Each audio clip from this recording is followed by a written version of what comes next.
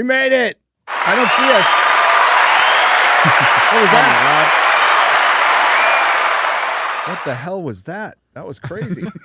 Weird. Even weirder, we're close to being on time. So that's great. Close. You know, it was Jeremy this whole time making us late. I just wanted to say that. It was Jeremy from Geek. It makes Gamers. sense. It wasn't late in me. game. What a fig. That's right. Welcome to the show. We have a very exciting show. We're going to talk about the greatest cinema achievement known to man, known as MineCRAP. Can't wait to talk about that. Masterpiece. Chef's kiss. It's a diamond in the rough. Yes, Jason Momoa's arms are a masterpiece. It had the I biggest. don't think you're his type. It had the biggest preview night for any video game adaptation in history. It did. Yes. By the way, mostly because Mario didn't have a preview night, but but still, even with that considered, what a terrible harbinger of things to come. It is. We're also going to, thanks to our guests, we're going to discuss all the happenings at Cinema, or the not happenings at CinemaCONNED, or as I say, CinemaCONNED, because they were conned. They've all been conned about Survive until 25. I can't take credit for this. The articles are already out going. They're just holding on for 26 now. 26. Yeah. Aaron Sparrow pushing it back DM'd me and had a new saying for him. It's like, if you come to see our movies, we'll suck your dicks in 26.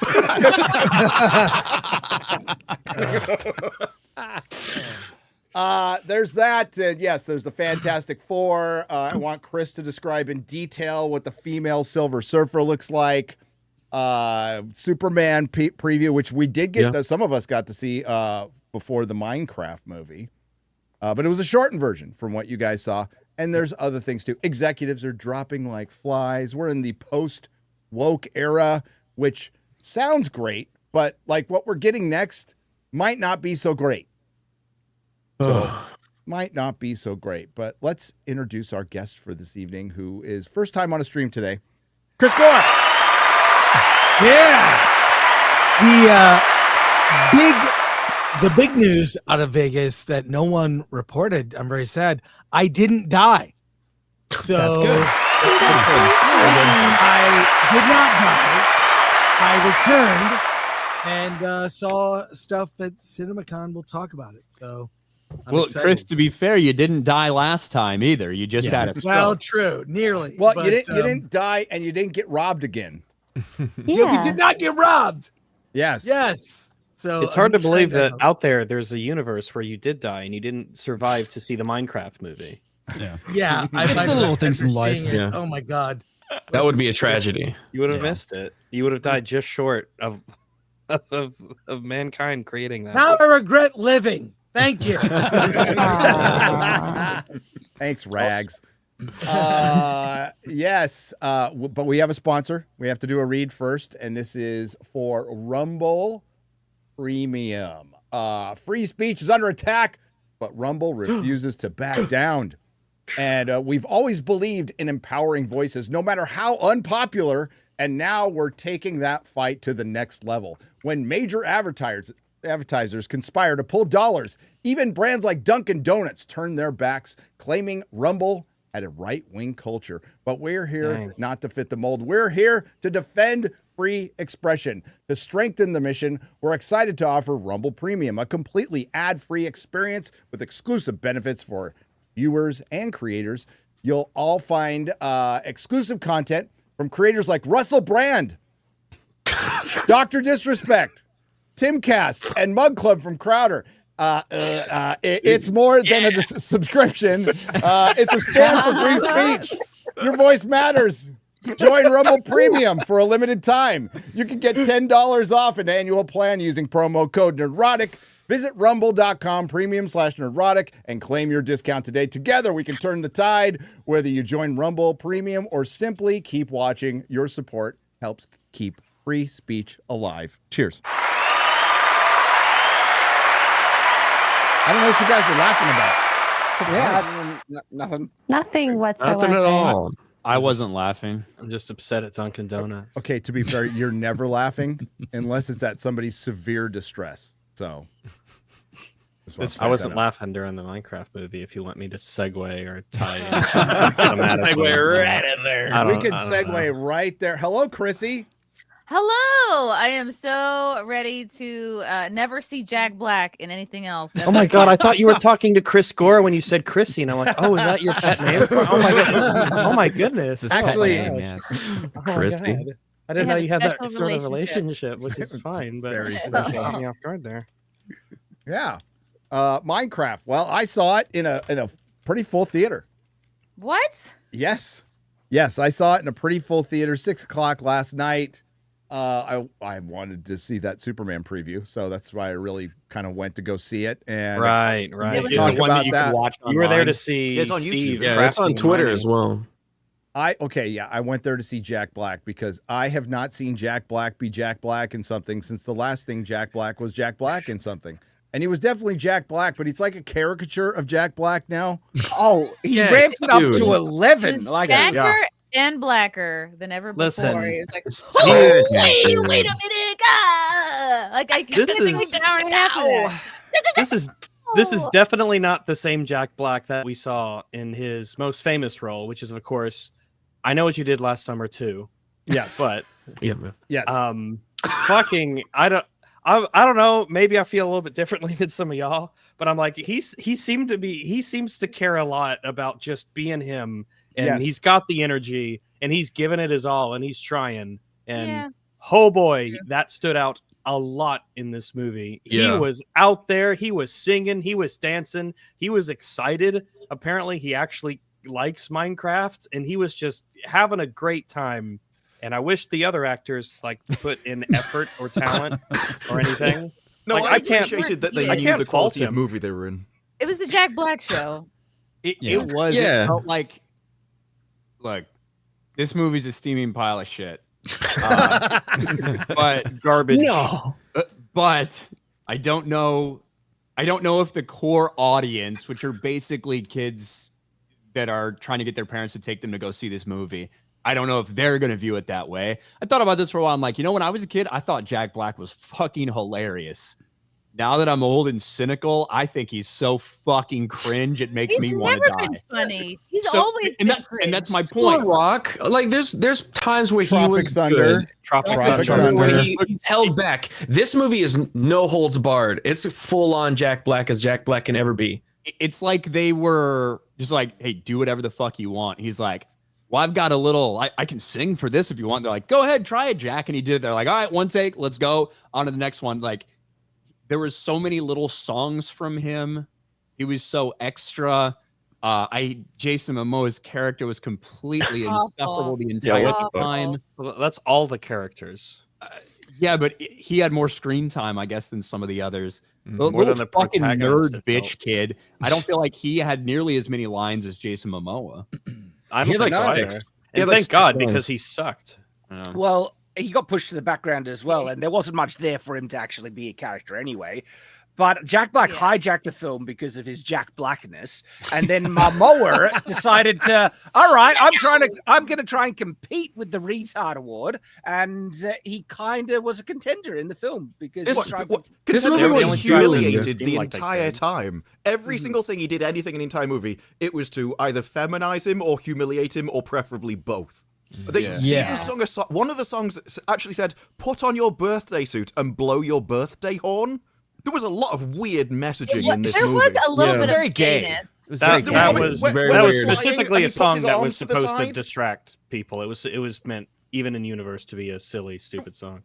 To Yeah, but Yeah, they were it- just desperately There's trying to one bit make it where he up and puts his arms to distract the him side, from the. and Jack yeah. Black's head is in his crotch, complaining about how his beard now smells of cheese. And I'm like, Yeah, that was weird. there are levels of this joke isn't meant for kids because it goes over their head, and then there is just creepy. Yeah, like when they're flying and then they have to get the right position, and it's like, okay. Yeah, the weird North, 69 south. that they get into. North, south. You need to fill that negative space. I'm pushing back past your safety boundary. Yeah. I'm like, Odin sees that, he's like, nope, missionary only. None of this comes to me. I was already like, nope, two guys. In and out. Okay. This movie was doomed from the start because Rags was talking about it earlier. I've played this game since before it officially Since released before it over released 10 in years. 2011. Yeah, I had to give cash to a Yep. friend's dad because I didn't have like a card to pay for things online. Like, please buy this game for me. I really like it. It felt a little shady, but like everyone that's played it that long, and a lot of us are adults now. We heard that they were making a Which one of us Minecraft isn't movie, an adult? and well, you know, we heard that they were making a Minecraft movie, and we said, "What? Why? Why? Yeah. What is the story going to be? There's no story in this game. It's just run around in an area and make stuff. Like, what are you going to make?" And what they did is they said, "Jack Black, be Jack Black." There's no story. There's no story. Loose Can you just suggestions pull a on rock things that with you can Minecraft? do. Well, to be fair, they made a Lego movie and it's not bad. I was going to bring that Lego up, movie. Chris. See, but that was Yeah. good. You see, you have to make a Yeah. story that's like compelling with good characters and funny, and Well, they Well, didn't there do was it an in that. actual Mario plot movie to the is Lego movie. And the Lego Unlike movie, this they one. actually built stuff with Legos. Yeah. I see Aha, what It's it's true. called. This is Like true. a lot. Well, that's So- the thing. This movie did have potential. There were parts in it that I was almost having fun with, and it was actually those parts where it was trying to embrace the Minecraft stuff, like the ride through the creeper mine on the mine, carts and things. And when he goes nuts and starts building the tower, it's like, okay, there's something that you could have done with that, and then they move right on past it. It's like we see someone build stuff with blocks once in the Minecraft movie. Yeah, and just Well, a bit more even of during that scene in the tower, the wall blows up, and like, okay, so now you're just going to build out of it, or you're going to build into the wall, and like as they're attacking you. No, they just run They up the did stairs nothing. and forget Yeah, that they they can did nothing. Minecraft is a background character in its own movie. Yeah. which is Yeah, shocking. that's the biggest. I think that's the reason that I think the film is the biggest failure. Is yes, it's fucking cringe characters, blah blah. They needed to focus more on just the world itself. World building. Like With they all did in of the this Mario shit movie. being said, I've said for fucking months, even when that first trailer got fucking ratioed to hell, that I think it's going to be big. It's got a massive player base. It's targeted towards a bunch of kids who The are most selling game ever. It's targeted towards a bunch of kids who watch an untold amount of different YouTubers who have like 10, 20 million subscribers, who all they do is do stupid shit and play Minecraft all day. Right. Right? Who are arguably more cringe than some of the characters we saw in this thing itself. And they love it. Those things get tens of millions of views. And it just had a massive opening Thursday. I don't know how much the word of mouth will matter.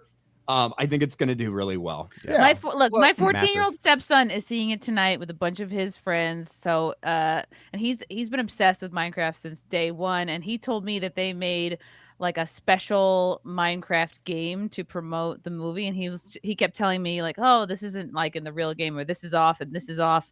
So he was kind of not a fan of the Minecraft game they made specifically to promote the movie. My 13-year-old at all. felt the same way about the trailer. He was watching the trailer and he was like, "This doesn't look like what I like about Right. Minecraft, and I It don't know what the doesn't look story." like the game. Well, that's the- This is not Steve. Like that was the first thing. He was like, "Who is this? This is not Steve." Yeah. I But mean, the Steve with 16, diabetes. 17, But the I think 16, it's going to make a lot of 17-year-olds money. Yeah, the Yeah, 16, I like 17-year-olds yeah. who like all are into Skibbity Toilet and all that nonsense. Like they're like so excited to see this movie now. I can't wait for I the mean- Skippity movie. I think That's it's gonna next. have You know it's different- in development right now. Skibbity I has a think it- better storyline than Minecraft. Well, I think that movies for years now have been like figurative toilets, so it's only appropriate that they slowly but surely move to making movies just An literal actual- toilets yeah. now. You've got an I actual think- toilet. I think Minecraft is going to have different mileage for kids at different ages. My teenage boys, they were pretty meh about it, but my 6-year-old son loved it. And I think it's because there were some gags in Minecraft that I actually kind of chuckled at that weren't terrible. I was Name like, 'em. all right, you almost got me. But Ender I think Pearl, for younger, yeah. I think for younger kids, there's more gags they're going to laugh at because it's just silly, juvenile. The humor. bucket It's nunchucks That's its were own. made That's for its Chad. own damning indictment. It's like, oh, the 6-year-olds will like it, and you know what? I think I agree. There's enough pretty colors and weird noises that a 6-year-old And would sight like. gags. Yeah. But Yeah. the more that you like Minecraft, the less that you will like the Minecraft movie, which Yeah. feels like Yes. an inverse of the Mario movie, which was filled to the brim with embracing being a Mario movie. It's full of references that are extremely subtle. There seemed to be a lot of care that was taken to get a lot of stuff in there, a lot of references, a lot of nods to things in the games and elements about the world and stuff. And this feels like the weird nega version of what a video game movie is. The more you like Minecraft, the less you'll like this movie. It wasn't made by people who like the game. This movie is indistinguishable from a parody of a corporately produced Minecraft movie. Oh, this is in Tropic Thunder. This is a Tropic Thunder internal universe movie. That's what we just watched. Yeah, this is like when I'm playing Cyberpunk and I see the TV playing, and it's like we're Blockcraft. Oh, and it's supposed to be a parody of it. That's just play this movie, and that's it. Even if the brand is big enough to make the first film successful, you do want it to still be liked by Minecraft fans, so you make an entire franchise that goes on forever, essentially. When I tell people I like Minecraft, I don't want them to think that, like the movie. Yes. Like, no, it's not. We hate that. We disavow. Separate. These are two different things. So the gags that made me kind of chuckle, right, there was the time when Momoa tries to ninja kick the door. I was like, that was so dumb, but he pulled it off. I was like, all right, you got me there. And the last one with their final... You've got two. I know, I got two. And the last you have a lot of explaining. I'm reaching for this one. But the last one... Right after he told the sister that he's a better sister than she could ever be. I agree. Judging by this movie. Right? Yes. The gag with the daggers at the end with the villain. You missed where Jack Black is in the Nether Realm, and she goes, "How in a world so square can you be so round?" And like the first thing you put out was how fat he was. Now the director is the same director that made Napoleon Dynamite and a bunch of weird movies. So like you can feel there's in the beginning like a seasoning over the movie that is almost like funny. Why is that guy not making his own films? Like pay that motherfucker money. He's made a lot. It's Jared Hess is the director. I know him. He did Napoleon Dynamite with his Gentlemen Broncos. Back in the day, he did Nacho Libre. He did some good films. That first 20 minutes in the real world, with the exception of Jack Black, kind of felt like he was trying.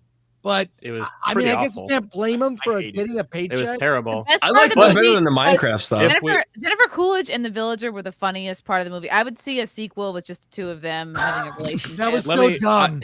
I did actually, because Shad said that there are a few things that made him smile. There was one thing, it didn't get a smile of me, but I wrote it down. I wrote it down in my notes because it was the one thing in the movie I actually felt like, oh, that was approaching humor. It was really in the beginning when the principal mentioned that she recently got a divorce, and she said the fire in our marriage went out 20 years ago, but we stuck it out for the dogs. Yeah, that was a funny one. Because they're dead now. Yeah. Are they? Probably 20 years. 20 years. Yeah. That'd be an old dog. And also they gave up on it now, so obviously the dogs weren't there to stick it out for. Now I'm sad. I thought that's why you thought it was funny. I'm sad. No, that's who do you think I am? I was like, your humor. The animals are dead. That's funny. The small, tiny moments of humor doesn't redeem it because most of the jokes fall flat, like massively. Jason Momoa is really funny, and Jack Black is insufferable and hijacks the film. Yeah. And then, like the main character. He's like name him. What's his name? What's his name? What's his name? Chad. What's his name? Say his name. The kid. Oh, Hank. Henry. His name is Henry. Henry. Oh, dang. Hank. He gets called Hank, but his name is Hank. I mean, yeah, that's short for fucking Henry. He can just do stuff without learning anything in the world. He's like, he just knows. He makes a gun. Attempt. He makes a jetpack. What could have been great about, like, if they made a Minecraft movie and said, look, it's only going to be about Steve. It's just going to be about him in this weird world trying to understand it. Like, just that part. Only that part. That's the film that was lacking, is the acknowledgement that they went to this psycho dimension where things are made out of vaguely block-shaped units. There was never any, like, oh my gosh, what is this? Do you guys remember Jumanji, that movie Jumanji, the original or the remake? Second, the remake. No, not the remake. The old original one. The original. It's like I thought about that movie a little bit when I was watching this, because there's a certain element of Minecraft that's very like stylistically unique in a way that's not really compatible with reality. Some things it's too stylized, it's too blocky. things about it are just you can't like put a real person in the Minecraft world and have it like work visually and by sort of the rules of the game. It's just not compatible. But if you have a world like with Super Mario, even the world outside of the Mario world is still like that kind of style. People are, you know, cartoony and everything. It's just almost like a different form of that universe's real world. Minecraft isn't really compatible with that. So I think that like from the beginning, the direction was a horrific decision to make. Yeah. Don't have real people go into the Minecraft world as real people. They need to be like transformed into block versions people. of themselves. They do it Like or Tron. something. Like Tron. And then they could they could make Black Lives Matter jokes. It would be great. In this, Oh, one of boy. them comes to the real world, and nobody blinks an eye then either. There's a weird square Yeah. blockhead guy walking around. Yes, the villager Yeah, the and villager. and And everybody's Dennis. like, oh, Wolf. this is normal. The villager and Dennis go to the real world for exceedingly long periods of time. We might be led to believe that timescale is not to get into it, but the story and the plot is really bad and the characters are really poorly written. If anyone was concerned about this being like an actual constructed narrative, it sucks balls in that department. It's really bad. But yeah, it's very strange that they have the Minecraft creatures come to the real world and no one notices it when There's the no real world is consequence. portrayed as being slightly silly, but ultimately realistic. I think that it works. It could have potentially worked better if they had happened upon the thing. They come into the world and they end up getting trapped. It was kind of a one-way ticket. And Steve welcomes them to the world. They have to learn how to live in this world. Henry kind of flourishes because of his creative mind, but the other ones really want to leave. And Steve knows the way to leave, but he doesn't want them to leave because he's finally got like companionship. He finally has people here. And he's like hiding away this idea of what they want, that wants to leave. Then you have fucking some of the pigs come in and convince, Jason Momoa's character or whoever. So, well, if you really want to leave, you can do this. And You mean really, the women or the actual pigs? there's just a way that I feel like they could do it while showing and establishing what these people are learning, how to exist in this world in the same way that we would when we first started Minecraft with a super basic ship, continuing to level up. Henry's going crazy building all these things. And you get to explore and immerse yourself in that world more. And I think it would probably be a better story than the rush hodgepodge that we end up getting. Yeah. I don't even know what there was a plot. I mean, it was like get the rock so we could get out. The orb. Yeah, it's a standard MacGuffin plot, I would say. That is it. Did you guys see the fan made trailer for it where they actually made them into Minecraft characters? I think I did. Yeah, that was like 100 times better than what we saw with the original trailer. There's been YouTube people on YouTube that animators making Minecraft content for a decade, and it's better than this. This movie should not exist. Maybe more than any other franchise, probably more than any video game franchise, I would probably say. The wealth of stuff that you can draw from in terms of community created content.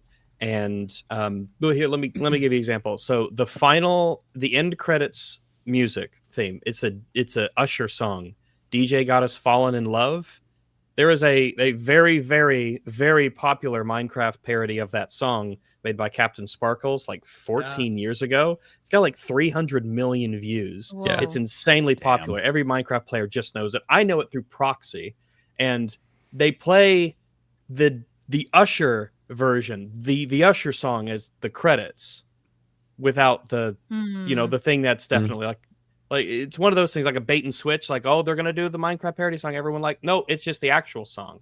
That's disappointing. Oh, okay. So they knew enough to reference the song, but they didn't lean into the they fact probably that, asked someone, like, is there a song that's associated with this? And they just gave the title, so they went and got the actual song. They That's paid the thing, more. Like, a fan would have known, Yeah. but they just asked them as consultants, and they don't know the questions, so asked to find out. They paid more to play the real Usher song than they would have to play a cover of the Usher song by Captain Sparkles. You pay less. I have a dumb question. Did they have consultants that were players of Minecraft? Like, did they? Who knows? They had. No, they had probably videos. I watched the movie. probably said they'd help them with things. Yeah, they probably did, because there are the sheep is pink. I guess sound like such a fucking all right. So the sheep, the house out of pink wool. the sheep is pink. sheeps can spawn pink, but it's like a 0.1% chance of them spawning pink, right? They knew to do that, which I don't even like. It should be super duper insanely rare thing of this. It should have been like a white. It should have been a fucking white sheep. But like they knew enough to make it pink, and they're like, "Oh, this is like in the game where it's a really, really rare spawn for it to be pink." And then they create the CGI abomination that it is. But like, so someone clearly slime ball. You could bounce on those. Redstone. That's like good. Creeper farm. They used all this stuff, and even like the chicken thing with the lava thing. Like, there obviously was a lot of stuff that you can do. The bucket trick, which, you know, they mentioned that buckets are really useful in Minecraft. That's how Jason Momoa survived that, because if you dump a bucket of water, blah, blah, blah. You can land in water and it slows our fall. It really came off like just surface level stuff. It didn't go deep into what Minecraft you could do in the game. That's why it came off like more like they're just jangling keys. You like Minecraft, you remember that. It's that's a good way of describing it. Yeah. What if the application of the video game stuff was bizarre? Anyone who's played Minecraft would know a lot of this stuff makes no sense. Why is Steve like, oh no, that's my only ender pearl. I had to kill an enderman to get that. Oh no. And then he's like, oh yeah, just take these elytra wings, which are like super rare items. You have to basically go to the end and finish everything to get. And it's a quote unquote beat the game in order to get, essentially, that let you fly around. I'm like, well, but why are you just passing these things out like hotcakes, but you're worried about a single ender pearl? But no mention of the end. No. Oh God, I sound like such a fucking nerd. No Herobrine reference, not even one Herobrine reference. Come on. So in the game, there's no there's no plot really. There is a loose set of optional objectives you can do to get some things. Do you want a shulker box? Do you want a blah blah blah? There's an end dragon at the end, like the iconic end boss of Minecraft is this big black purple dragon that flies around and you beat it, and it's like, so obviously that's what you use for the movie, right? You eventually at the end you fight the end dragon. No, you fight some Malgosha. You fight Pig Lady who says that so thematically this movie is bizarre. All right. So basically the message of the Minecraft movie is it's bad to be creative in the real world. If you're creative in the real world, you're a loser. You have no friends. People will make fun of you and they'll sabotage you. The only thing that differentiates people liking you from not liking you is your skill in engineering. There's no message in this movie other than being creative is bad. Don't be creative in the real world. Be creative in the video game. Go play the video game and be creative in it. Don't be creative in the real world, because that's for losers and you'll have no friends. At the end, they turn it. He says, "I'll do it anyway," but it's about 1 second where they flip the entire movie. But that's that wasn't the line. What's the difference between what he does in the beginning and the end? There's nothing. I'll just make the jetpack, anyway. But this time it won't get sabotaged by the jerk bully kid, and now everyone will like because he made it before. Yeah. Nobody learned anything. I personally like the ending before they flipped the script. Yeah, fucking nerd loser's a nerd loser. Who else thought that Gary, Jason Momoa's character, who thought that he was going to stay in the Minecraft Garrett, bro. It was Garrett. Garrett. Yeah. I just the garbage man in the house. But I thought, he's going to stay here in the Minecraft world. Well, he has so much debt in the real world. Yeah, because in the real world, he's like, he's living based off of his previous successes, and no one likes him. He's got a failing business, and he has no friends. But here in the Minecraft world, he's got his best sister Steve, and they have this magical world full of all sorts of possibilities. But who needs women when you have Jack Black? Sheep. There's sheep. I mean, the real Black Lady was down there. She could have stayed.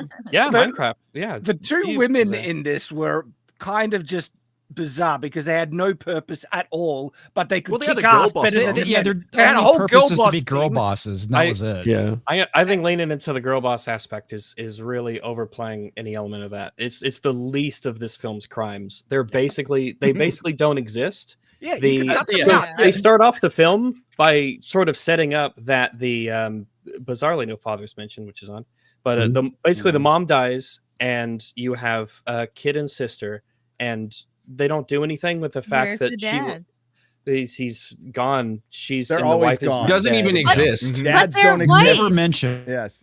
It's not even worth getting into, because the thematics of the brother and sister don't exist. They're briefly brought up as if a reminder once or twice in the entirety of the movie that she wants to watch over her younger brother, but it doesn't happen because they separate the two for basically the entirety of of Yep. the second half of the movie. Like the second half, they're just not together. There's nothing for them to do. They don't get together. They don't grow. They don't bond. She doesn't have insecurities. He doesn't have insecurities. They don't like have a heart-to-heart conversation. That entire dynamic does not exist. The thing too is that they have him go back to this town because it was their mother's dying wish, and they never really kind of explained why they were doing that to begin with. Well, it felt like they did.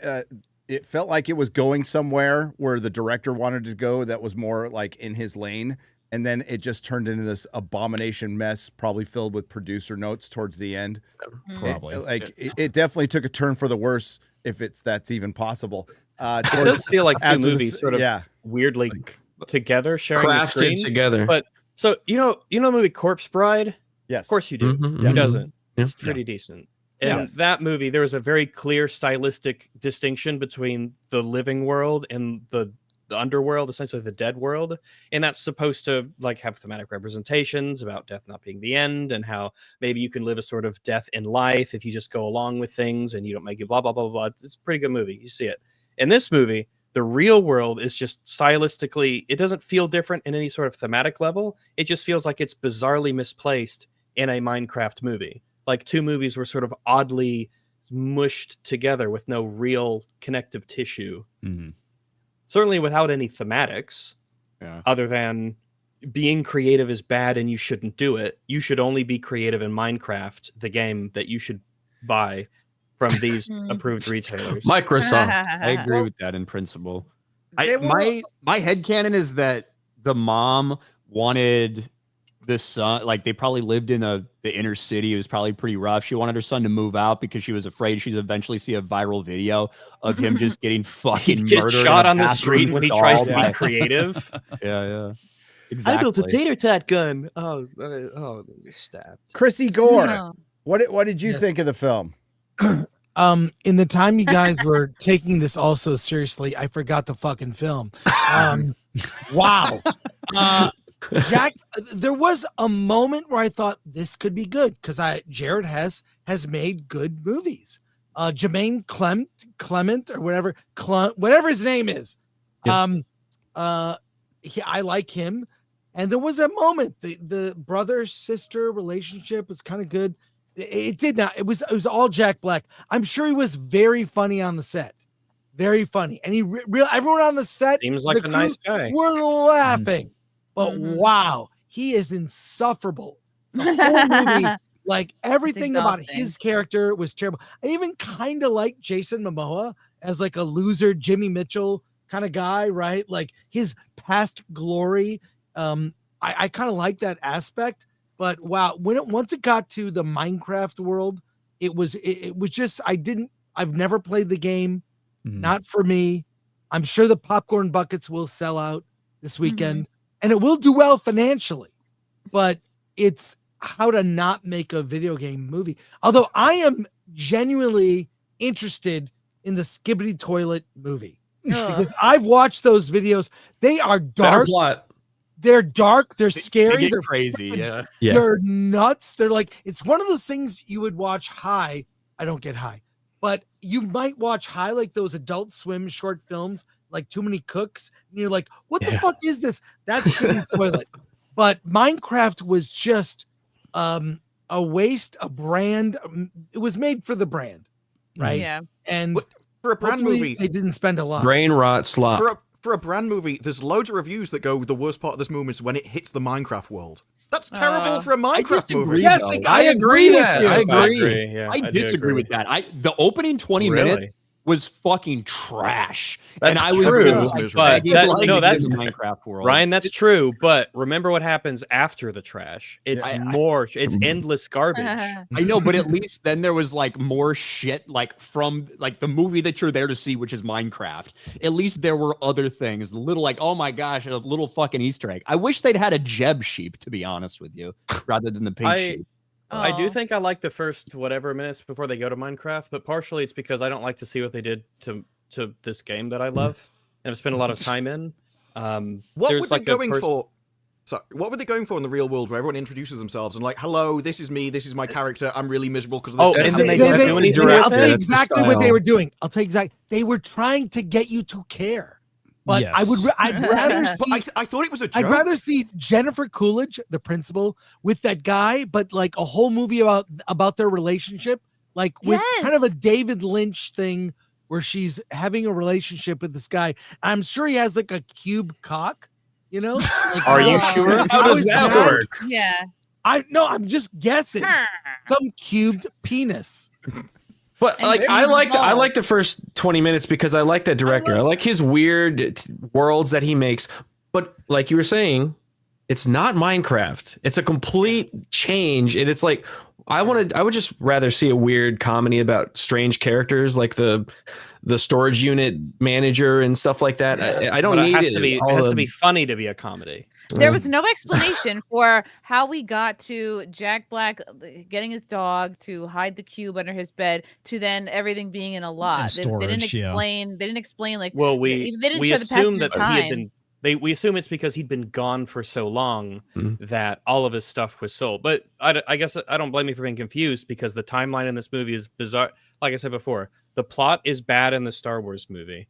No, fuck, Minecraft movie. I'm just sorry. I'm so Jesus Christ. My brain just assumes when I say the words bad plot, the Star Wars is going to get mentioned at some point. My deepest and sincerest apologies to the Star Wars franchise for involving you in the Minecraft movie. Oh my I don't God. know. It feels like it's in the trash with the Minecraft. It's just like, yeah, come join us because it's the same level. Of But there's a bit where the sister, like, it's been, what, maybe 20 minutes? Because he left school early and was talking to a guy in a room for a bit, so it can't have been that long. She panics, and rather than phoning the school where he's been all day, she phones her real estate agent? As if, where is my son? Where is my brother? And then she takes the girl's phone, presumably looks on Find My whatever, where she shared the location of her brother, which the sister didn't know. Yeah, The that was plot is strange. really bad, and the characters are stupid, and I hate them. Oh, there are some bizarre setups that they just ignore and forget. Like you think, they set this whole thing up with Jason Momoa's character that is this former game, award-winning competitor, and you think that might come in, useful in the Minecraft world where it has all And these it game doesn't. mechanics. They Nope. forget completely. It's like that's They don't live up non-existent. to the glory of pixels. That's true. Yeah. There's no moment where Jason Momoa's character realizes, oh, I'm in a video game. Time to implement all my knowledge. I can use my talents here. I can express myself in the Minecraft world. God forbid we express ourselves in the Minecraft world, a game about building whatever you could possibly think of, essentially. Yeah. They do that with the kid as well. The kid is supposed to be really creative and everything like that. He goes through no arc. He doesn't learn anything. He can just do stuff, but he doesn't actually. He builds things once, and then that's it. And then they just move past. He that. builds them. Yeah. He builds them very rarely and stupidly. And very bad, like the tower he made, very trash. Nobody would make Yeah. that for their first build. Come on. It's funny that the Lego movie, which is more successful and actually appeals to adults and kids, is kind of the opposite. It's in the Lego world, then comes out into the real world on that like set where Will Ferrell's is the dad. It's sort of the opposite. They could have done something creative. And there's heart. And they did. There's heart in that movie. Honestly, this movie, ultimately, it's typical Hollywood garbage that would probably be fine and be successful. You take your kid and as a parent, you probably just check your phone throughout the whole damn movie and not give a shit about. That's basically what it's for. If everything else didn't suck and like theaters were desperate for this being good, like the theater I was in was pretty busy, so either way, but it still doesn't bode well for like Hollywood as an industry. As a whole, it doesn't bode well. I mean, like Minecraft, I watched my kid play it forever. Like Logan played it forever and loved it, and he has no desire to even see this movie. Now he's on the little older side. He's 18 now, so ultimately, it's more Hollywood slop. That's what it is. 100%. That's going to do very well. I imagine. I don't know what the movie cost. I don't know what the budget. $150 million production budget. Yeah. And I was expecting $25 at least with those the green screen. It was bad. Well, they saved a lot of money on the script and the talent. They did. They did. I think it's going to be. It was originally projected to open somewhere in the $65-ish million range domestically. They thought with the worldwide combined, it was going to be about $140 million global opening. Projections have shot up. Yep. After this Thursday, because the Thursday previews were massive. So they're now anticipating 75, maybe $80 million domestic. So who knows what that equates to worldwide, 160, 165, somewhere around there. I think the movie's going to do really well. I don't know if it's yeah, going to do I well think so. because it's a Some Minecraft locations, movie. Yeah, Deadline at one point was even saying that it could potentially domestically even get upwards of 100 to 130 million just domestically.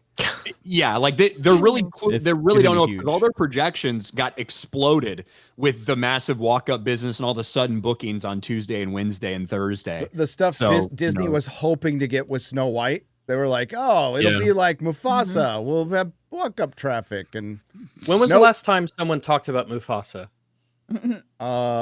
Just when I did. That doesn't count. That doesn't count. You know. But this movie's going to be the same way. No one is going to talk about this movie except in ridicule. I think the studios will be talking about it. The studio heads, they're going to be like, "Get me another video game that kids." And everything. Right. Yeah, they're going to learn all the wrong lessons from this massive freaking. They're going to make so much money. They're going to go find the skippity toilet. They're going to do all that because they want that money. If their next trend is IP adaptations or game adaptations, that will last a lot shorter than superheroes ever did. Because people will very quickly grasp on that every IP they go to dies in front of their eyes. They will, and the problem is you're trying to adapt something that's not as, like, a movie is not as good of an experience as a user, as a customer, as a game. You're especially Minecraft. You're building your own world. You're building your own world, and the movie can. There's no way the movie could be better. No way. A game with no story at all. At least Mario has a story. Well, I think that there's a lot of stuff you could do potentially with a Minecraft narrative.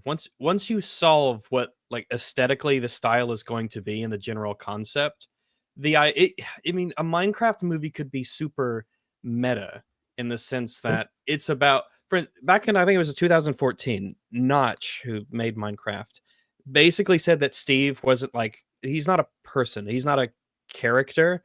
He's like a sort of representation of a human being. And it's just almost like a stand-in for you as the player, right? Steve isn't like a guy who has wants and desires and a personality. Kind of, yeah. So the idea of someone going into the Minecraft world and being able to express themselves and do stuff, as I said on EFAP before, the safe move feels to me like, oh, some kids are transported to the Minecraft world and they have to beat the Minecraft game to get out. Like Jumanji, they have to beat the game so that it's over now. Like, do that in Minecraft, but it's a lot more upbeat and fun and whimsical and full of adventure, and they have to build things and have fun, and they fight the Ender Dragon at the end, then they go through the portal and they're back home, and then they have an amazing story to tell and nobody will believe them, and then the last shot, it pans to the Minecraft whatever box on the shelf and then cut to black credits. But you know, I do think that could have worked, and like they could have come across this mute person in the game world who's wearing a blue shirt but helps them out randomly, and is this I don't know, first player or trap player in the game that's never left or something like that, and that's Steve. And just little nods to like that.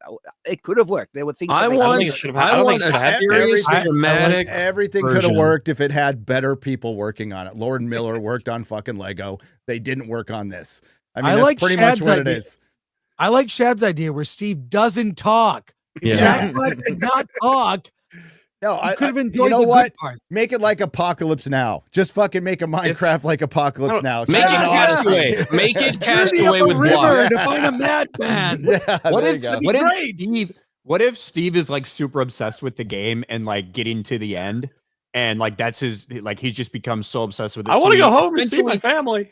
Yes, well, not so he can go home because he's just so obsessed with playing, and he lays a trap to like essentially get these people here from the real world to help him, and he essentially kind of convinces and forces them to help him get all the way to the end, fight the Ender Dragon, do all this shit, right? And then when he gets to the end, there's like nothing else, and he just doesn't know what to fucking do with himself because he thought there would be a point to this fucking game.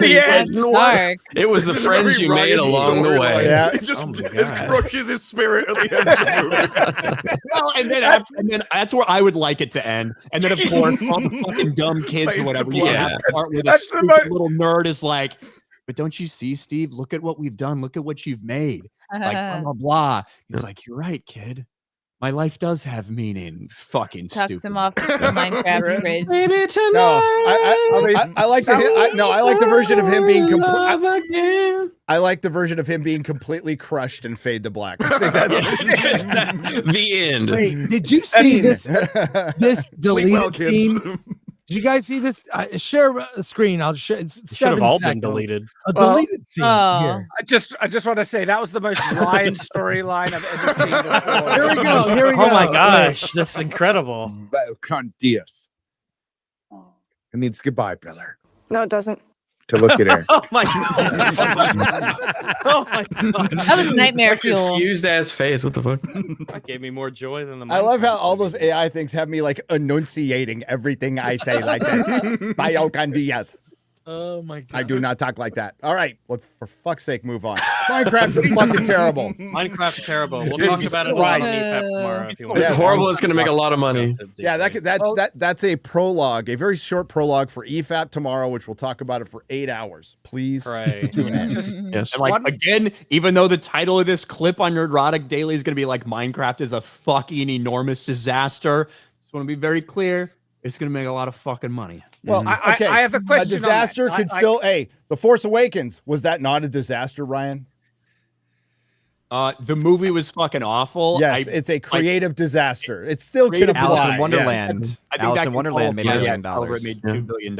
Oh my God, Alice in Wonderland did make $1 billion.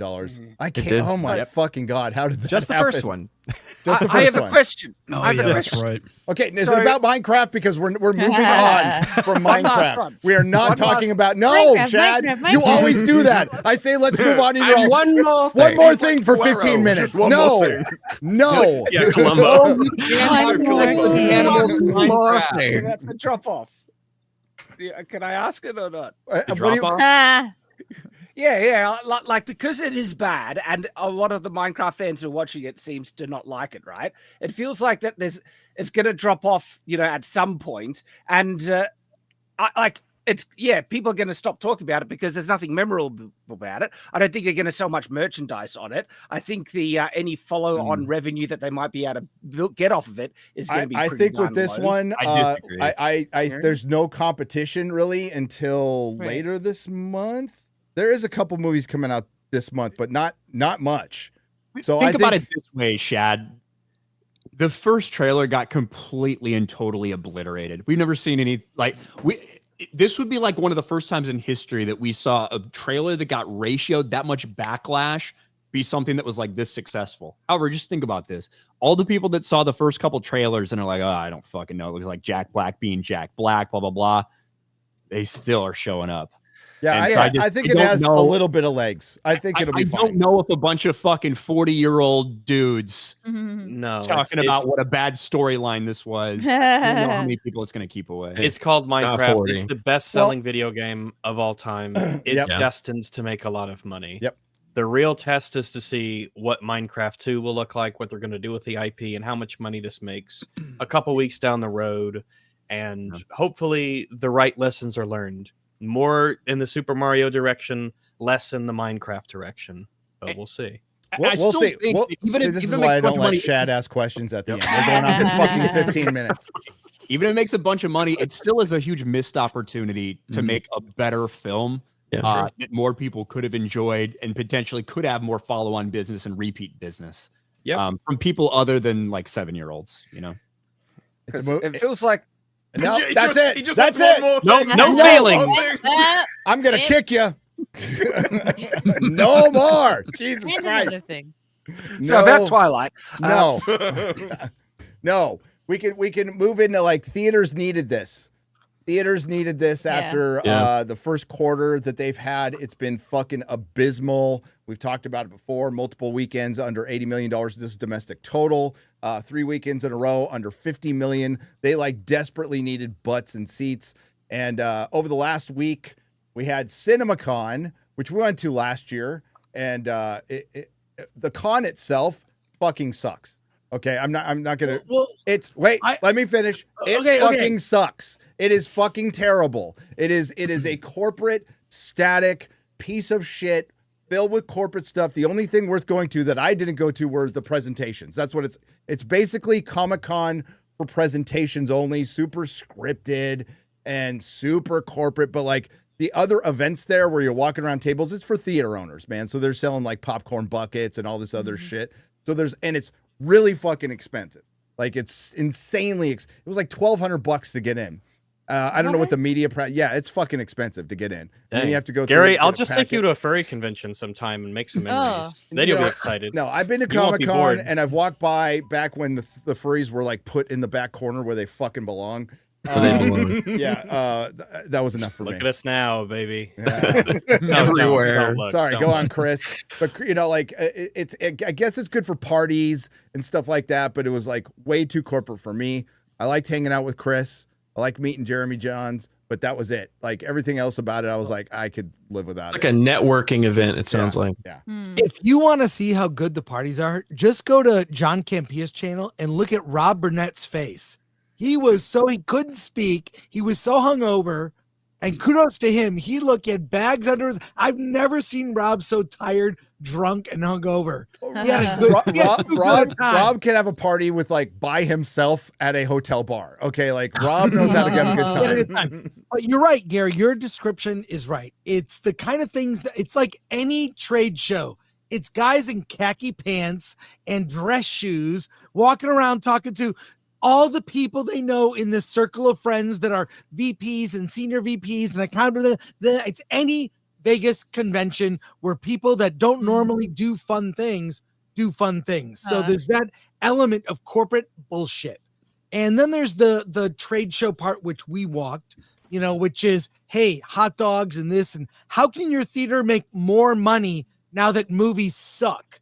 So they check out the new recliner. It jacks you off while you watch the movie. No, one of the cinema owners said recliners were the worst thing that's ever happened to them because people have nicer seats and you can fit less of them in. And it's like people at a stadium will pay $100 for a plastic seat. We shouldn't have given them $600 chairs. I've never slept better than in one of those chairs. Well, the problem is they used to sell those chairs, Chris, up until very recently privately. They were like $5,000 a piece, but they stopped because they're so fucking expensive to maintain. But they're creating jobs. There's those people fixing those chairs are working all the time. I said, my fucking theater. I know some of those technicians. More than 20 years ago, I said, serve alcohol at the movie theaters. Please do it. I had to sniff for years. I snuck in alcohol. I don't need to any longer. No. There are themed drinks for every movie. Well, the UK has been doing that. Fun in that. The MineCRAP official cocktail. Oh, I'm sure there is. There's a cocktail It's green. for everything. It's got green blocks of ice in it. Yeah, creeper cocktail. So there is that element. And you're right, Gary. It's Comic-Con. It's Hall H presentations to theater owners. Here's the problem. Hollywood is so out of touch with theater owners who are mostly middle America, lean, if not conservative, middle of the road. They want movies that will bring people, put butts in seats so they can sell sugar and popcorn and booze and popcorn buckets, to be fair. And I did see the Thing popcorn bucket for looks great. I kind of want it. Looks great. Looks like it's going to be better in the movie. Yeah. So they did. We'll get to that. The presentations are by studio. I saw Warner, Universal, Paramount, and Disney. The least compelling, in fact, I would say colossal disappointment, was Disney. For several reasons. One, what they showed. Elio, this animated Pixar thing, hot The pizza? garbage. No, Elio it's Elio? an animated movie. That movie looks terrible. They showed a scene from Thunderbolts, and it was not impressive, Gary. I was holding out like it could be a surprise. It could be a surprise, like Suicide Squad. It was bad. I saw Fantastic Four. A few minutes. We learned that. Let's stop it. Okay, sure, yeah. Thunderbolts real quick. Okay. So Thunderbolts. I knew Thunderbolts was going to be fucking terrible when they started pulling that A24. It's an A24 Marvel movie. It's not. Here they gave us all boxes of popcorn that were in that Thunderbolts Wheaties box. Here it is. The biggest sign it was going to be ass Oh. is when they cut together that fight on the road where like, the car's getting stopped and they're just fighting everyone. That was awful. And then every other trailer made it seem like a different tone and a different type of movie than the first thing they released. It's an A24 Disparu just because we say it's A24. And you know, when the fucking... I don't think that's a compliment. Like, saying you're an indie movie when you're spending hundreds of millions of dollars I completely agree. But every motherfucker who goes to see that early, the social reaction will be, it's an A24 movie. It's like an indie, edgy movie, and it's just going to be a sloppy fucking Marvel So movie. it could be good or terrible. That tells me nothing. Yes, exactly. I knew it was going to suck when they put Ghost in it. Fucking Ghost from Wasp I knew it was going and to Ant-Man. suck when I saw Disney on it. Well, yeah. So do you have the intro? This is the featurette that they just that's released. a girl feature. Oh, boy. We've been fucking getting to do a Yelena. lot of our stunts. More And there's stress. that countdown of 3, 2, 1, go. And then, you know, all hell breaks loose. Action! Hey, Chris. Great. Pause. Chris, did they tell you what the asterisk is for? This to denote something on the bottom of the You're muted. You're muted, Chris. All right. That was not revealed. That was not. I don't care. I honestly don't care. Right. I'm guessing it's isn't it because for people kind of, die. but not really. Yeah. I heard that's not the title of the movie. That's why the asterisks. What is the title? Well, they haven't told us the title of the movie yet. It could be Dark Avengers. Yeah, there's a lot of people like thinking that they're gonna what the like fuck? do a name Okay, switch no. and do a reveal in the No. movie itself. That's not. But I would actually prefer Okay, that because Mordor. this is not the Okay, Thunderbolts. wait. It has nothing to do with the Thunderbolts comic book No, Or the it Dark doesn't. Avengers. Dark Avengers. No, but It's that's, neither of those things. That's fucking stupid. It should have been just called the Dark Avengers from the I agree. get-go. It's closer to it. And more people know Avengers than Thunderbolts. Yes. Yeah. Name After we recognition. watch I this, think can tell you I don't know. what I thought. don't think they want to associate that word with this I movie. agree. They don't. Oh, I yeah. think They that's don't wanna probably call why. it. Yes. They're just like, no, to keep that fucking. It's like the one last thing that we've got. Do not put the word Avengers on anything until we're ready. Don't ask us when that is. But when we are ready to have a proper Avengers movie, we have got to keep that word sacrosanct. It's our final chance. Yeah. and I just don't. I have a hard time believing that.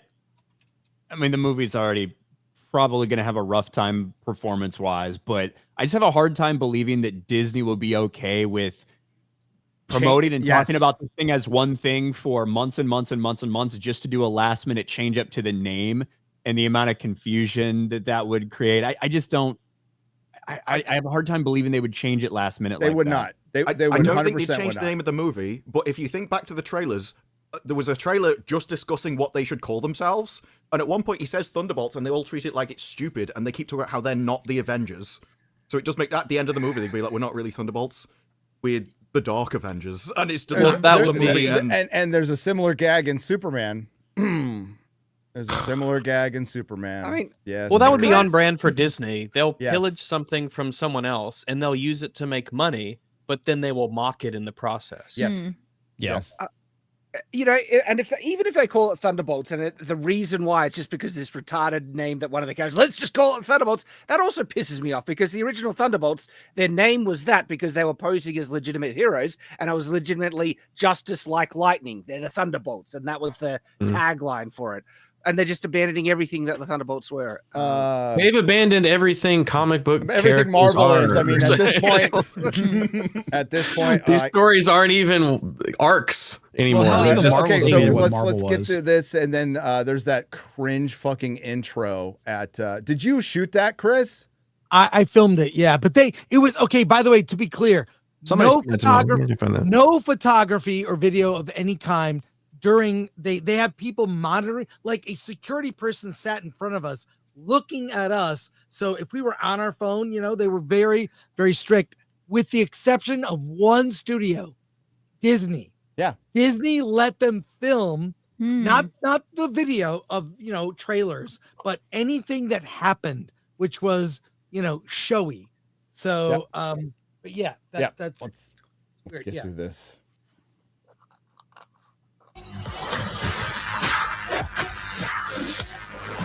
Is that a chicken? That would be funny if it was. It's an A24 movie.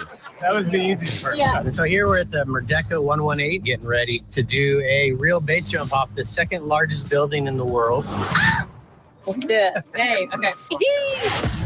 Any stunt in any movie, this is amazing. I mean, How many times do you see someone in real burn life, themselves which is a up a positive, I building? guess. It's strange how zen I feel. 3, 2, 1, go!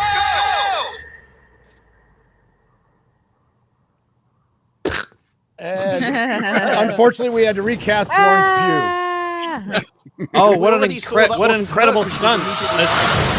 Yeah, wow. What an incredible wild stunt! How Mission Impossible. When Mission Impossible did it, it worked because they saw him fly off a mountain and he did it for real. We saw her get grabbed 2 inches off when she stepped off, and then it cuts to somebody else doing it. Boo, boring. I do appreciate. Yes. Go Ryan. Because of how much trash like the Marvel's just been all just green screen nothingness with basically everything they film. It does look like a lot of this stuff is at least practical sets and doing actual shit instead of just relying completely on all the CGI nonsense. But I appreciate that they fucking made the Taskmaster a fucking woman. Yeah, they gave Taskmaster boobs this time. It's boob armor, Shad. It's boob armor. I approve. You gotta protect the girls, okay? This is progress. It's like they're not trying to fool you that it's a man. It looks like she's about to pitch right there. She looks like she's winding up. It's a better outfit too. So sick characters. Oh, wow. So much fun. Wow, a parachute being used for its purpose. Okay, do you see the asterisk? Yeah. Before the name. Oh, I think that's the deliberate. Well, it's because the task. Yeah, Clever. Taskmistress dies. It's pretty clear. And that's, yes, he's not here. Yeah, so they showed an extended clip, right, Chris, of them breaking into Avengers Tower. Yes, whoever the fucking Avengers are, but yeah. They're driving down the road, witty banter, typical Marvel, and it's like, what's our plan? Saying to Sebastian Stan, what's our plan? And he's like, I don't know. And he just drives the van into the hey, lobby. That's indicative of Marvel, by the way. What's our plan? Right. I don't know. They drive in the lobby, they get out, they're fighting these, of course, guys in black with guns, and suddenly you hear over the whatever Elaine from Seinfeld says, hey, don't worry about it, guys. I left the door unlocked. Come on up. They come up and talk to her. She is weightless as a character. Sam Jackson has gravitas. There are certain actors that she has zero gravitas. She's not Olivia Colman. No, no Grace. She's not. She's no Jack Black.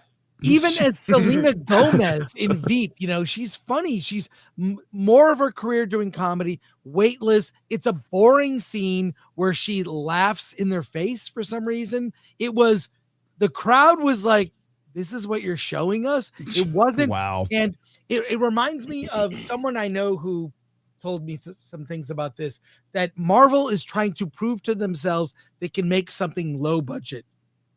This is their version of something that's a low budget movie. Like, can we do something small? What's low budget for Marvel? What's their definition of low budget?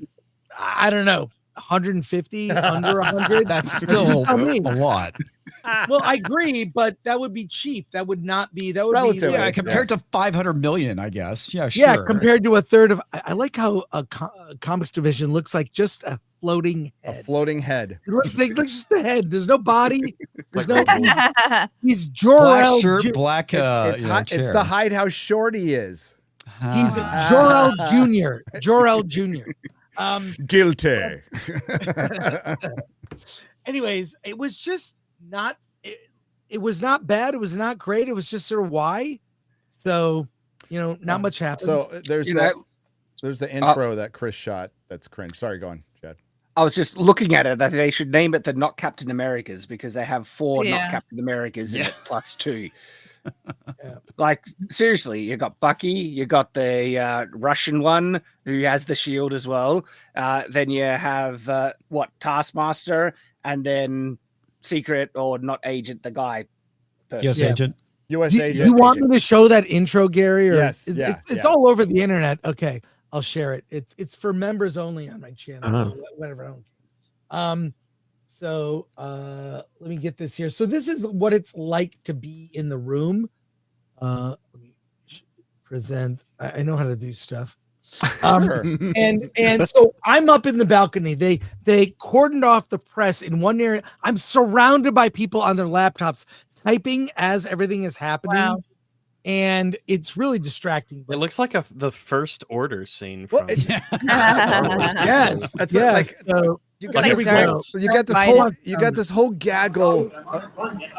That's 17 good Disney employees. Get to the stage. All pre-planned. Well, hang on. Pause. Time out. Pause. Sorry. Rewind. Set it up a little bit. Like, what are we watching here? So apparently they were in Vegas, and what's his name is got some gambling. It's all a fake thing. So he's coming up on stage, and they're introducing the clip that I described. So it's who's coming up on stage? The cast of the Thunderbolts. They're arguing. So the whole thing is they're supposed to be arguing on the way up. We're following them with the cameras. You can see it on the big screen. It's all. I mean, this is kind of what they always do. It's some bit, you know. Why is there a guy hiding behind like a cardboard square at the? If I was there, I'd want to hide behind a cardboard square too. That's, I'm not associated. You want to play more of this? It's. I have one from Marvel that's a little closer, and you can hear. It's probably better. It's probably better than mine. So go ahead. Yeah. So while you're setting that up, this is a gaggle of corporate critics all there, except for Chris, because Chris is fucking punk rock, and they're all trying to be first with the information. You have a stadium of people who need to be first with the information about the Thunderbolts. Alan and I kept moving our seats. There were these cackling women behind us that drove me effing crazy. Sorry, that was me. Disney Marvel fans. They were like they knew all the executives. The senior VP of so-and-so comes out in a costume. Oh my God. Clap everything. It drove me. I like moved my seat, get away from them. They followed me. Oh, Wow. it was annoying. Did they know who you were? They thought you were hot. No, I just keep to myself. Just turn around. I'm Chris Gore. They're like, oh my God. That Like, doesn't- hey, Chris Gore, we heard that. We heard you knew how to do things. They don't care. But here's what they shot, right? Let's see it. It's a better angle than I got.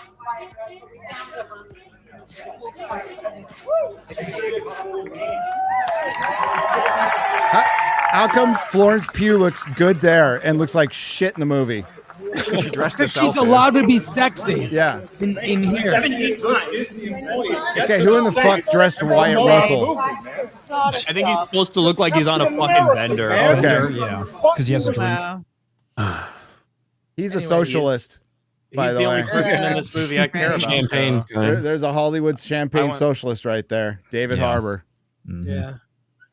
Oh, that was it. That was really it. the Red Guardian. Amazing. And Cool. that's what everybody paid thousands of dollars to see. And that was pretty good though. That was pretty good. That was worth it.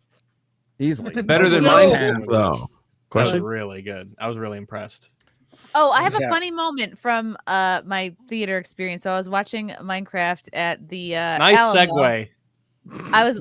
I'm gonna put it in the private chat. So we open up the menu and that's what we like about the Alamo. You can order drinks and food and all that. And I just How get could the we forget the Alamo? I get the greasiest. forgot You it. can't. You can't forget it. I always get the greasy, buttery popcorn. Anyway, so I open up my menu. I see this Snow White menu in my. It's an insert, right? And the waiter's coming around. does it have a ordering. poison apple that we can all eat so we Right? don't have to watch the movie? They have an apple drink. Apple pie shake. And I'm like joking, like I was gonna order something from this menu, and we had this like.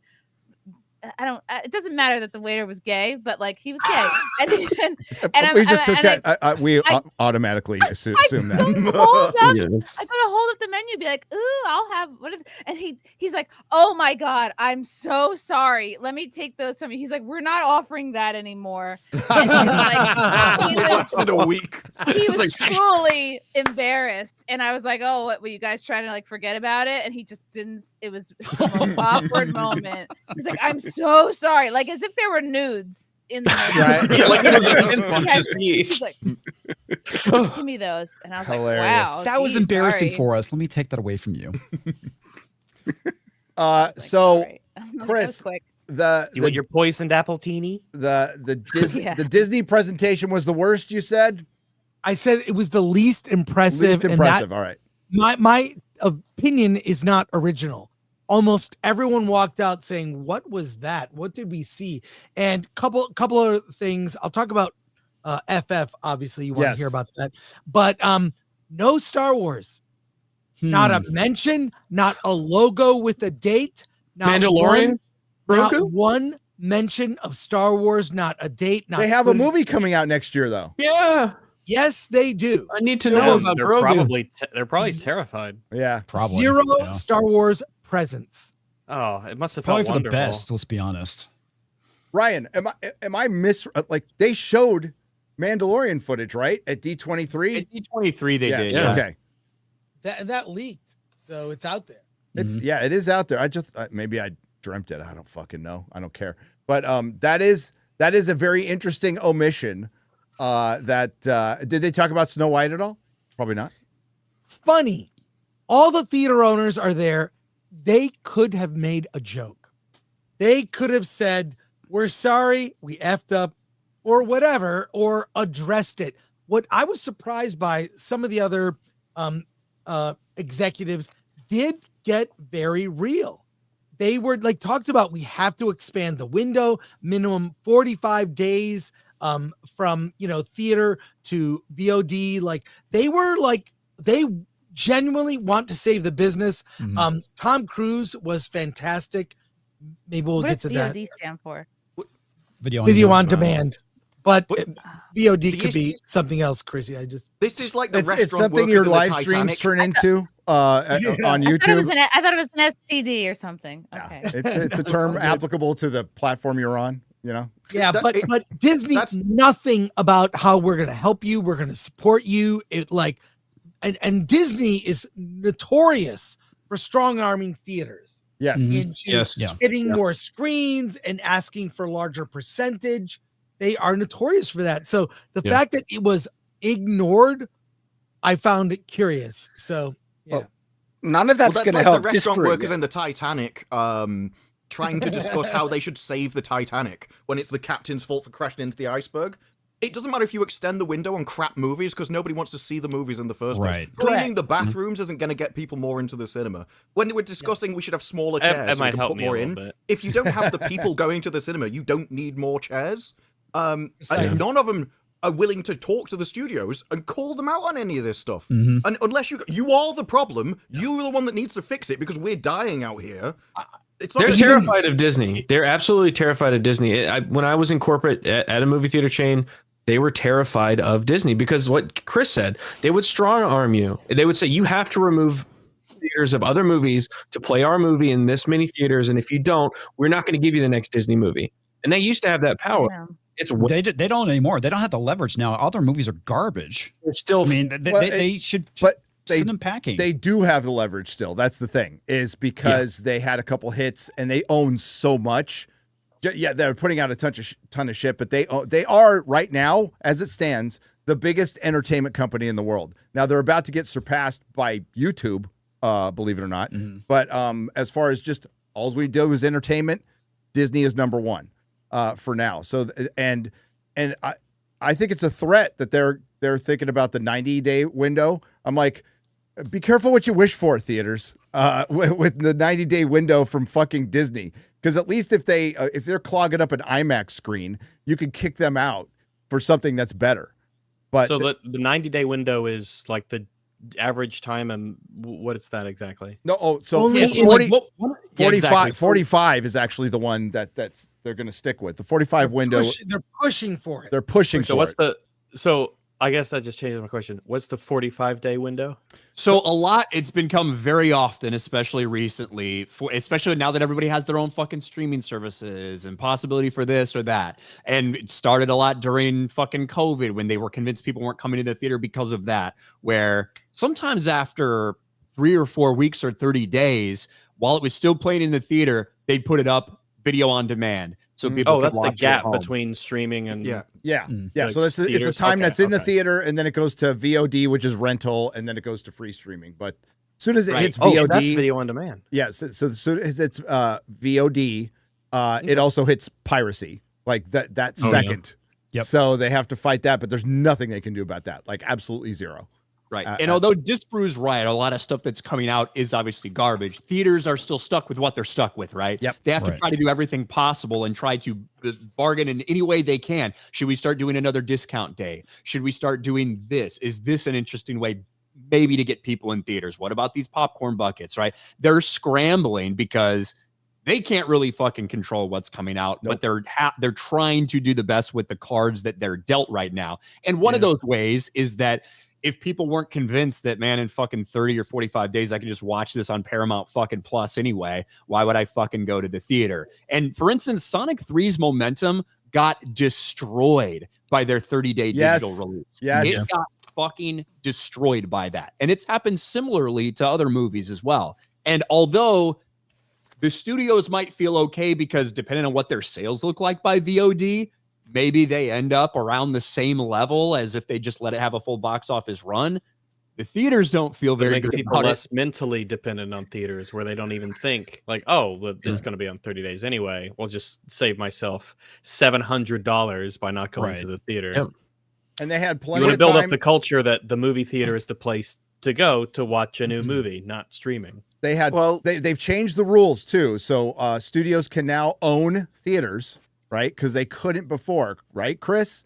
So a studio can own a theater. They had plenty of time to fucking work this out during their 2 work stoppages, and maybe work with theaters, work on better release schedules. Because the release schedules are like, aside from the 45-day, they're fucking insane. I forgot, maybe it was David Poland who brought it up, Chris. The Ballerina, right? It's coming out in summer. That's a March movie. That needs to be out now, not in the middle of summer where it's going to get fucking crushed. They need to spread things out a little more, but they do need to stack months as well, because as shitty as the Flopbuster month was in June, it still was a better month for theaters because there were still movies coming out. They still getting butts and seats. I want theaters to survive. I love that I do too. they hire seniors, they hire special needs, they do a lot of fucking cool stuff. I love going to the fucking theater. The Regal is pretty good. Regal's the one I go to. Yeah, here, that's my biggest problem in my theaters. I got to be all around the fucking old people and special needs kids.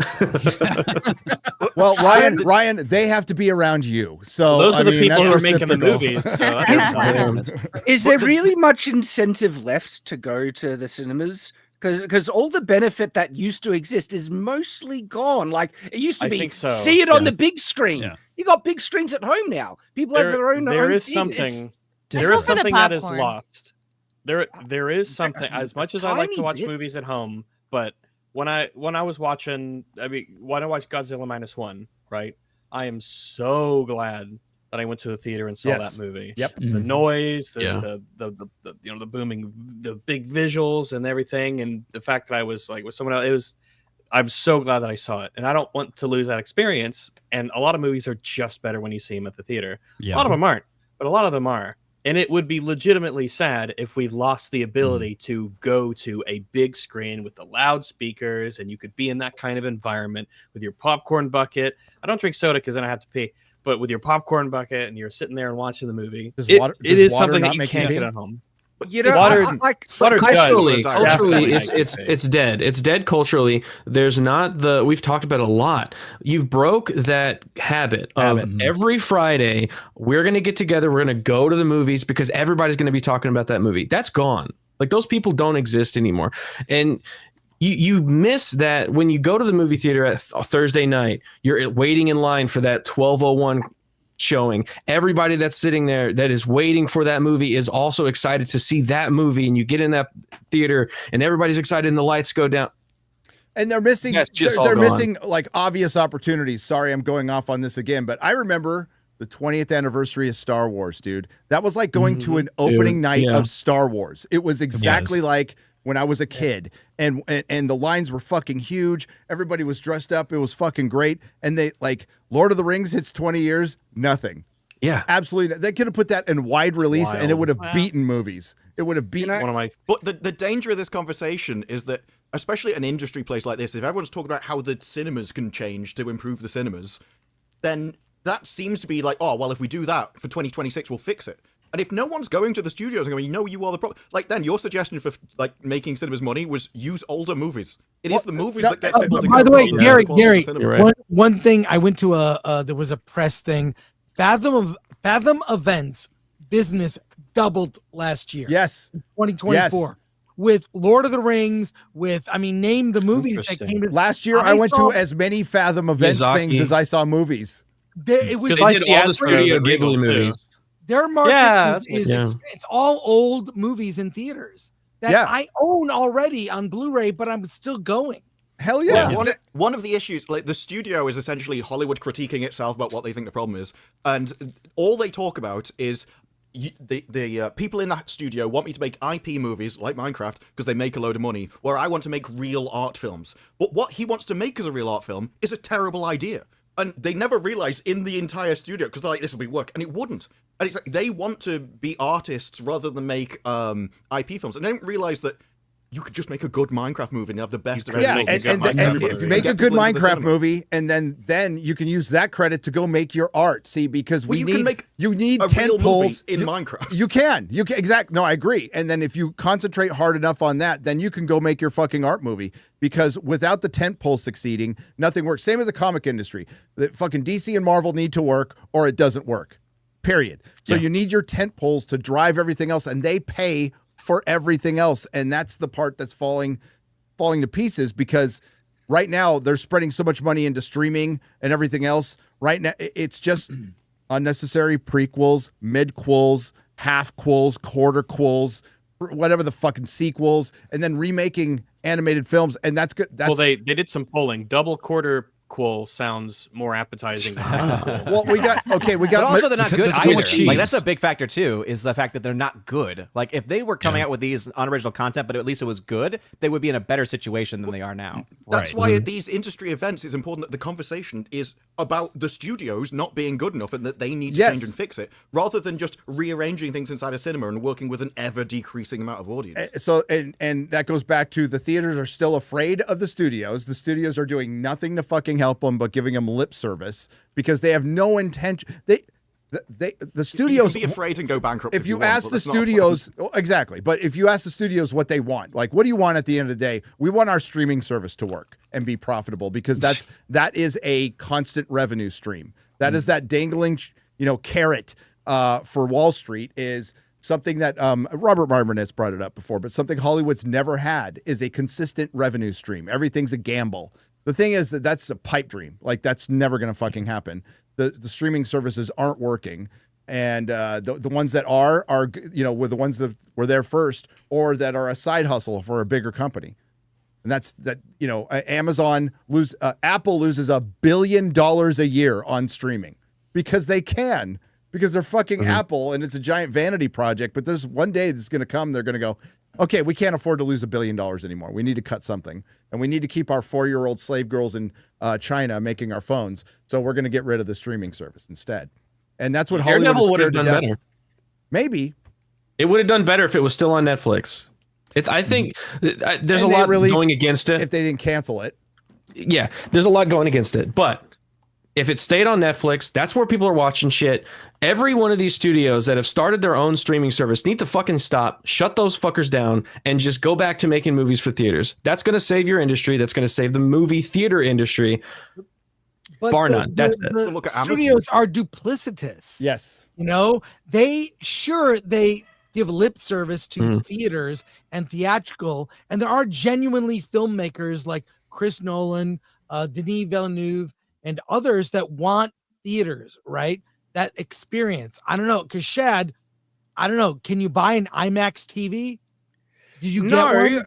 But if you sit close to a TV, it effectively gets big enough. But dude, right, Chris. I mean, but like I'm telling you, they make more money on the VOD. I think Minecraft will do fine on VOD, and it'll be huge because it's just on, right? But then you get a lot of movies that I see them because I see too many that feel like a streaming movie in theaters, right? It's just, and so yeah. Anyways, okay. No. Just to Chris's point, right? Is that I think people's experience with the theaters is honestly different between people because Rags gets a lot of value out of going Americans to love the cinemas. social aspect. I can.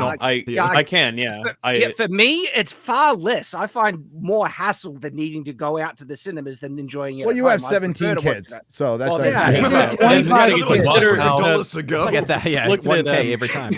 Look at it this way. It's called the movie-going experience for a reason too, because it is an actual experience, and that's what's been missing. But I think a lot of those incentives are starting to get dated. That's because the movies are bad.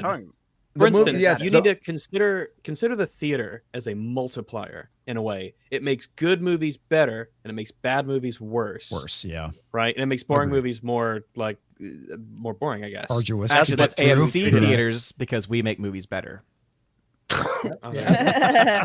Thanks, Nicole Kidman. Yep. Just eat your bugs. Yeah. When was the last time you could actually move your face, Nicole Kidman? I mean, part of it too is just what Hollywood is fighting against, in part. Not only that they're pushing out trash, but also there is so much more for everyone else to be entertained by from the comfort of their couch, on their phone, or on their smart TV, or whatever. Sure. And it's increasingly more every single day than there was 15, 20 years ago. So you do have people that are like that are like, I don't want to go through the hassle of going out of my house today, whatever. So unless maybe their kids beg them to go to the theater to see something that they can't see, that might be the only time a lot of people go to the movies anymore. That might be what happened for Minecraft too. Yeah. The biggest determinant in me not wanting to go to a movie theater, it's not the hassle, it's not the drive there and back, it's not the price of popcorn, it's not how clean the bathrooms are. The biggest determinant that gets me to not go to a theater is that I don't think the movie will be good and it will just be a bad movie.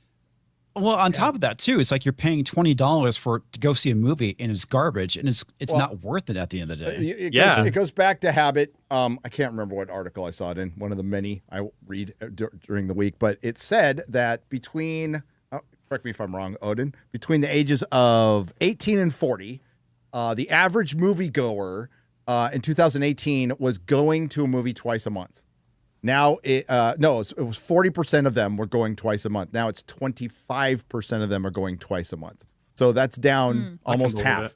And that's pretty indicative of how much the ticket Ryan brings us up, and he should. Movies should be measured on ticket sales. Not the box office is fucking bullshit. They don't adjust for inflation, but it should be measured on ticket sales, and ticket sales are down depending who you talk to, it's 35 and 45%. So we're approaching half from 2018. So that's not that long ago. They have not recovered from COVID, and this was supposed to be the year they come back. So now the studios go there and they say, "Well, next year, guys, next year we're gonna do it." Always next year. You only come back with good movies. If the only thing that'll get me to go to a restaurant is good food, not how clean the bathrooms are, not how nice the staff are. Hope is not a strategy. Okay. Yeah. Unless you're bulimic. It's an excuse for an action. Unless you're spending someone else's money. Yeah. And then it is. Yes. And then all the staff, they don't care really if this movie doesn't make sense because they're on the next movie making the next thing. So the Fantastic Four. Okay, we're going to talk about Superman too, but like the two most important. Thank you. If I just got to get there, babe. There's basically the future of the superhero film is going to be determined in July by two films that may be beat by Jurassic Park, but one of them is Fantastic Four, which it's one of my favorite comics in the world. It's the most comic book thing there is. It's very difficult to adapt unless you just completely lean into the beautiful Lee and Kirby-ness of it. And then they cast fucking Pedro Pascal as Reed. I could have dealt with that, but then they did the female Silver Surfer, which is just for me as a comic book fan, a total deal breaker. I can't see it being good because of this. Chris, I want you to describe in detail, not just what she does. She have hair? I need a description of the female Silver Surfer. And where? Does she have tits? Does she have hair and where? Yes. I'll paint a picture. Yes, there's hair. And Merkin. it's there were 2 brief shots in the montage they showed, and she looks like, you know, when you go to like some outdoor event and there are those human statues that don't move, they're all covered in silver. all the time. Yeah. Oh, people. no. Yeah. It's like that, but a girl with hair. Okay. So she's not bald. She's got hair, Yeah, she's- like she does she's in like the a- comics. Okay. Yeah, Is it She's the like the curly Tin hair Man. or is it straight hair? curly. It's curly. So is it Ish, static? The shots were so brief. I was like, and people did gasp when they saw her, but Good gasp or bad gasp? Yeah. I don't know. But I'll say that the weakest thing about the montage they showed It's a us montage. was Every time we saw it. Pedro Pascal is just not a leader. Reed Richards, he seems like mopey, and then the 2 shots of female Silver Surfer look kind of lame. Doug Jones was better in makeup, you know, like Hail which Doug is Jones. weird. Doug Jones. Yeah, so they Cool guy, by the way. for that movie, he's awesome. For that movie, they had Kevin Feige in a video say, "Hey, I'm on the set of Avengers Doomsday, which begins shooting any day now. Sorry I couldn't be there. Here's a look at the Fantastic Four," which starts with a montage of them being celebrities. They're introduced on that show, like kind of Ed Sullivan, right? This old show. Like they went to space, they came back with powers. They've done so much for us. But there's a looming threat, something coming from space. They have to return to space to confront this thing, which we know is Galactus. And I still have not seen Galactus. They showed the same shots they've showed. They did get into a little bit of the family dynamic. They showed Sue, you know, she's pregnant, so little Franklin Richards is on the way. We'll see how that plays out. But so I mean, I like everything but Pedro and female Silver Surfer, but everything else looked encouraging. Johnny and Sue are great. They're just well cast. They have blonde hair.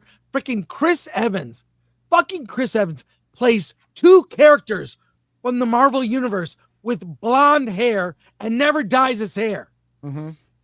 So they finally did it with Sue and Johnny. So sorry, a word quibble there, but No, it's okay. I like Yeah. Chris In Evans more Avengers. as Johnny Storm than I ever liked him as Captain America. To be honest, well, yeah, true, but he don't really know looks that. like Johnny and Sue from the comics. I mean, Vanessa Kirby, wow, she's It's good casting. I like Vanessa Kirby. Yeah, she looks good. So I actually was like, all right, well, we'll see. But those 2 things really put me off. Pedro is just not Reed. He's in too many movies, you know? Yeah, and he's not he Reed. can't play He's- everything. There's no universe. I cannot suspend. That's like suspending my disbelief to believe Rachel Zegler's fucking Snow White. I cannot believe fucking Pedro Pascal is the smartest man in the universe. I mean, Reed is like John Hamm, like chiseled, sort Yeah. of classic good looks. You That'd be know, a good John pick. Hamm. That They would've had been a John good pick. Krasinski. Yes, Krasinski was Or John Krasinski. fantastic. Just something. So it left me underwhelmed. Same thing with Alan, and most people there were like, Yeah, what was the crowd It- reaction? I mean, it was look, it's the faithful, so they were all over it. But when people were walking out, it was like, we'll see. I'm concerned. Like Gary, I wanted to ask you because I never read Fantastic Four, the comic book. I've heard Stan Lee talk about it, and his kind of approach to why he felt Fantastic Four stood out was that he decided to make a group of superheroes that didn't get along and would argue, and it became kind of like a family drama baked into a superhero thing, right? Yes. Is that what you loved about Fantastic Four as a comic book? Like what made you like it so much? the family dynamic and just basically how out there it was, but at the time I wasn't alive at that time, so I'm reading it like way. I don't believe that. Okay, I was alive at the time. Is how groundbreaking it was. Like everybody just got along and everything was, especially after the comic book code came in, everything just got kind of fucking boring and stale. And at the time, it was mixing it up. And having characters argue was very unusual. Now it got way darker after that, but at the time it was very unusual. What I liked about it was just the fucking look. When I was a kid, that's what I liked. The Human Torch and the Thing. They were fucking awesome. And I learned to like read later, like much later. Dude, when I was a kid, I was dumb. So I'm like, you know, I don't really like this blocky Jack Kirby art. It was, you know, and a lot of the kids, you know, back in the 70s kind of felt the same way. It's like, that's old, tired art. And then I learned to appreciate it when I got, well, somewhat smarter. I'm not going to argue that I was smart. But what drew me to it is it was unapologetically a comic book. And that's that, and everything. And it was crazy stuff that you could not adapt into a TV show, into a movie. It was the pure art form of comics, which is not, it's only limited by your imagination and the great art of everybody who's worked on it, from, you know, Kirby to John Byrne. John Byrne's run is my favorite run of it, of all. Yeah. And it's one of my favorite comic book runs of all, because he really levels up the Fantastic Four after that and actually takes that dynamic from Lee and Kirby and expands on it even more. And when they got rid of the Thing and they brought in She-Hulk, it didn't miss a beat. Like, nobody fucking complained. It was fucking cool. You know, the Thing went off to his little solo book, which I liked too. But I liked it because it was just pure comic book. It was just beautiful. It was beautiful pop art. That's what it was. Because, like, I do think you could make a Fantastic Four movie that can be great, right? My concern is that a lot of the things that what were innovative about it are not innovative anymore, and they're kind of more like characters that don't get along. We saw that in the Avengers. It's how they present Galactus, right? Galactus is a villain, but then they expand that. No, he's actually just a force of nature, that he actually serves a purpose in the universe, like because of his culling of planets. Like, that is something, you know, it's like a shark, you know, like they need to exist in nature. So that's how they approached it, and it was really cool. And Silver Surfer is one of my favorite characters, like, ever. Same. I read, you know, the reprints of Kirby and Lee, and just read every issue 1 through 100. Again, went through the Byrne era, John Byrne era, and everything about it, from the family dynamic to the arguments to what's at stake. They had no secret identities. They had nicknames. There was nothing like it. So, and there have been 3 attempts to make the Fantastic Four, right? And each have failed for different reasons. Although I like the Corman one because, well, whatever. It was the most true to the comic. But they've never really captured it. From what I've heard from someone who did see it, and Gary, you know what I'm talking about? Yes. Someone who saw it says it's less a superhero movie. It's more of a science fiction film. Yeah. More sci-fi, which that sounds good. Which is what the FF is. I've always thought that the FF would make a good TV series like Doctor Who, just the adventure of the week, and, you know, have some overarching series. Like, it would make a great TV series. The fact that they'll blow it in a movie, I don't know. And when I read that the main thing was that run, you know, the issues, Gary, the coming of Galactus. Yes. Because back then Stan Lee's writing was very Shakespearean.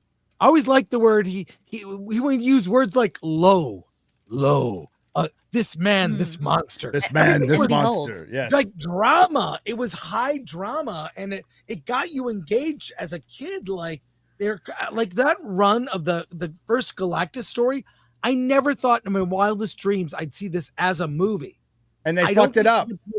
I don't think they can pull it off. No, because the Silver Surfer's a girl. It's not Norrin Rad. Is it Shalabal? And is Silver? Is it the Silver? Okay, I'm assuming it is. I'm assuming it is. Yeah. So that's Norrin Rad's woman. But by the way, that's the whole reason. Like, he becomes the Silver Surfer. Let me just say, how many billion-dollar movies is Kevin Feige shepherded or been behind? A lot. Why can't he lay that down and say, F you to the HR department? You're not having influence on the casting of my stuff. To provide fuck off. To provide context to that, I was told that Kevin Feige, that wasn't his decision. It came from head of studio, not for Bob Iger, but the guy I forgot his name. The guy in between. Yeah, the guy, the head of studio at Disney, because they wanted the Ozark actress in it. Julia Garner, who I really like in Ozark. She'd make a great Alicia. Give her Alicia. Right? Yeah, She would have been fine. Yeah. But fuck this bullshit. Gender swap, race swap. No one likes it. Not one person likes it. Hi, Rapunzel. Oh yeah. Go down your drag. Well, the weird thing has always been where they say that it's important to represent a certain group because their experiences themselves to entirely change that character, and it means something important. Well, the thing is, it does, because that means that Silver Surfer would have to be a man, because if you switch it for a woman, that would be an entirely different character with an entirely different life experience who would behave entirely differently and have a different morality. So their own arguments mean they shouldn't be doing this. If representation is important, you have to keep it exactly as it was, or you make an entirely different piece of work. You can bring Shalabal in later. There's definitely a place where you can bring her in later, but to introduce her, it's a huge mistake. So this is Marvel. This is the Fantastic Four being made by Marvel. It's supposedly the Fantastic Four at home. Their main studios where the whole thing behind Marvel was we're in control of our characters so we can get them right, because all these other studios were doing this crazy shit, and they're worse than anybody else was with their properties before. They're way worse. And there's no excuse for it. There's no excuse for a female Silver Surfer other than identity politics. Yeah. And like, we're so past that now. Nobody would have cared. Nobody would have complained if the Silver Surfer. Nobody's going to watch Fantastic Four and go, "There's not enough women." Nobody's serious. Like I said, nobody's serious would give a shit about that. Yeah. It's a huge mistake. You're adapting like some of your greatest lore ever put to print, and you're fucking it up. And you're the company who's not supposed to fuck it up. And, the best case study of how, to show that a Fantastic Four movie can work really well and be successful is actually The Incredibles. It's basically a Fantastic Four in terms of the cast. It's the family dynamic. And The Incredibles was great. It's just like, you need people who know how to handle characterizations. But also, I think if they really, latched onto that cosmic level threat kind of aspect of the Fantastic Four, where they have to work together to take on these crazy things, there's potential there. I do not have confidence Marvel understands this or they're going to pull it off. And I don't think there's any faith in Marvel right now anyway. Like, even after the Doomsday the chair stream, and Kevin Feige had to come out and confirm that something we already knew, Chris, that there were chairs filmed that they haven't shown the yet. chairs were great. There was no dialogue, no plot. They finally were able to nail something. Are we going to get a second stream? None of the chairs, went into their politics. Yeah. Hey, so the director of the Fantastic Four, you want to know what he's directed a couple good things. Well, it depends. Yeah. So he's but none of them are movies. None of them are. He's a TV director. But he's done, he did Always Sunny in Philadelphia, one of the greatest shows ever made. Hey, there you go. A couple episodes of Game of Thrones. And WandaVision. Hey, those are like movies, sort of. He directed 43 episodes. You had me at the first half, but WandaVision. No. Wait, which episodes of WandaVision? The directing wasn't the problem with WandaVision, though. So it was the story and the characters and the world building. But he hasn't directed any movies. Well, but I'll say this. What he's done is looked really good. And what we've seen of FF as a director doing a job, I think he's done a capable job. I really think so. And you know what I like? They're not throwing his name around at every turn. The cast isn't saying, "You're the greatest director ever, and it's so great to work with you and know you." He's not the focal point of promoting that movie. Whereas Superman, completely different story. They should just call it James Gunn, the movie. July 11th. Written, directed, starring James I remember Gunn. When Multiverse of Madness was like coming out, everyone's like, Sam Raimi. It's like, all right, it's one of the worst, maybe the worst movie ever created. So that doesn't mean anything. No, it really doesn't. And there was like two scenes in the entire movie that actually felt like Sam Raimi directed them. Yeah, kind of. Yeah. Like some of Guy Ritchie's latest stuff. It just doesn't feel like Guy Ritchie at all. Just hired gun stuff. That's how Ready Player One felt to me. Oh, hired gun. Ready Player One. I saw that in theaters. I kind of remember it. That movie sucked. Spielberg only fucking did anything that was like real world. I don't think he had anything to do with any of this shit that was virtual. Doesn't feel like I him liked the at book all. at the time. The book was good. Fun. Yeah. But wow, that movie was a fail. So everybody saw the Superman footage out there. You saw an extended version Yes. of it. What you see is first what I'm when told. When he gets irradiated by the sun, he gets a boner. Is that what you saw? Yeah. Yeah. I don't know why he's screaming. All his organs are like healing. Maybe it feels weird, but yeah, he is screaming when the sun starts healing him. I'm not going to play it because it's WB. They will. Yeah, they copyright claimed me for showing it earlier, but there's nothing to see. I mean, it's pretty much what you see in the trailer, and then they take him to the Fortress of. Oh, the dog jumps on him a little more, right? Which every dog owner can identify with, by the way. Yeah. So what you're seeing is the first scene in the movie. This is the opening scene. And what we got to see was a little longer, that it extends out where he's healed. He gets up, more banter with robots, and then he walks back to the exit of the fortress. And Crypto looks at him and he says, "No, you stay." And the whole Coliseum went, "Oh." So Superman went off on his own. Very cheap. The cheap trick. Well, I gotta say, if this is a Crypto movie, great, but it's a Superman movie.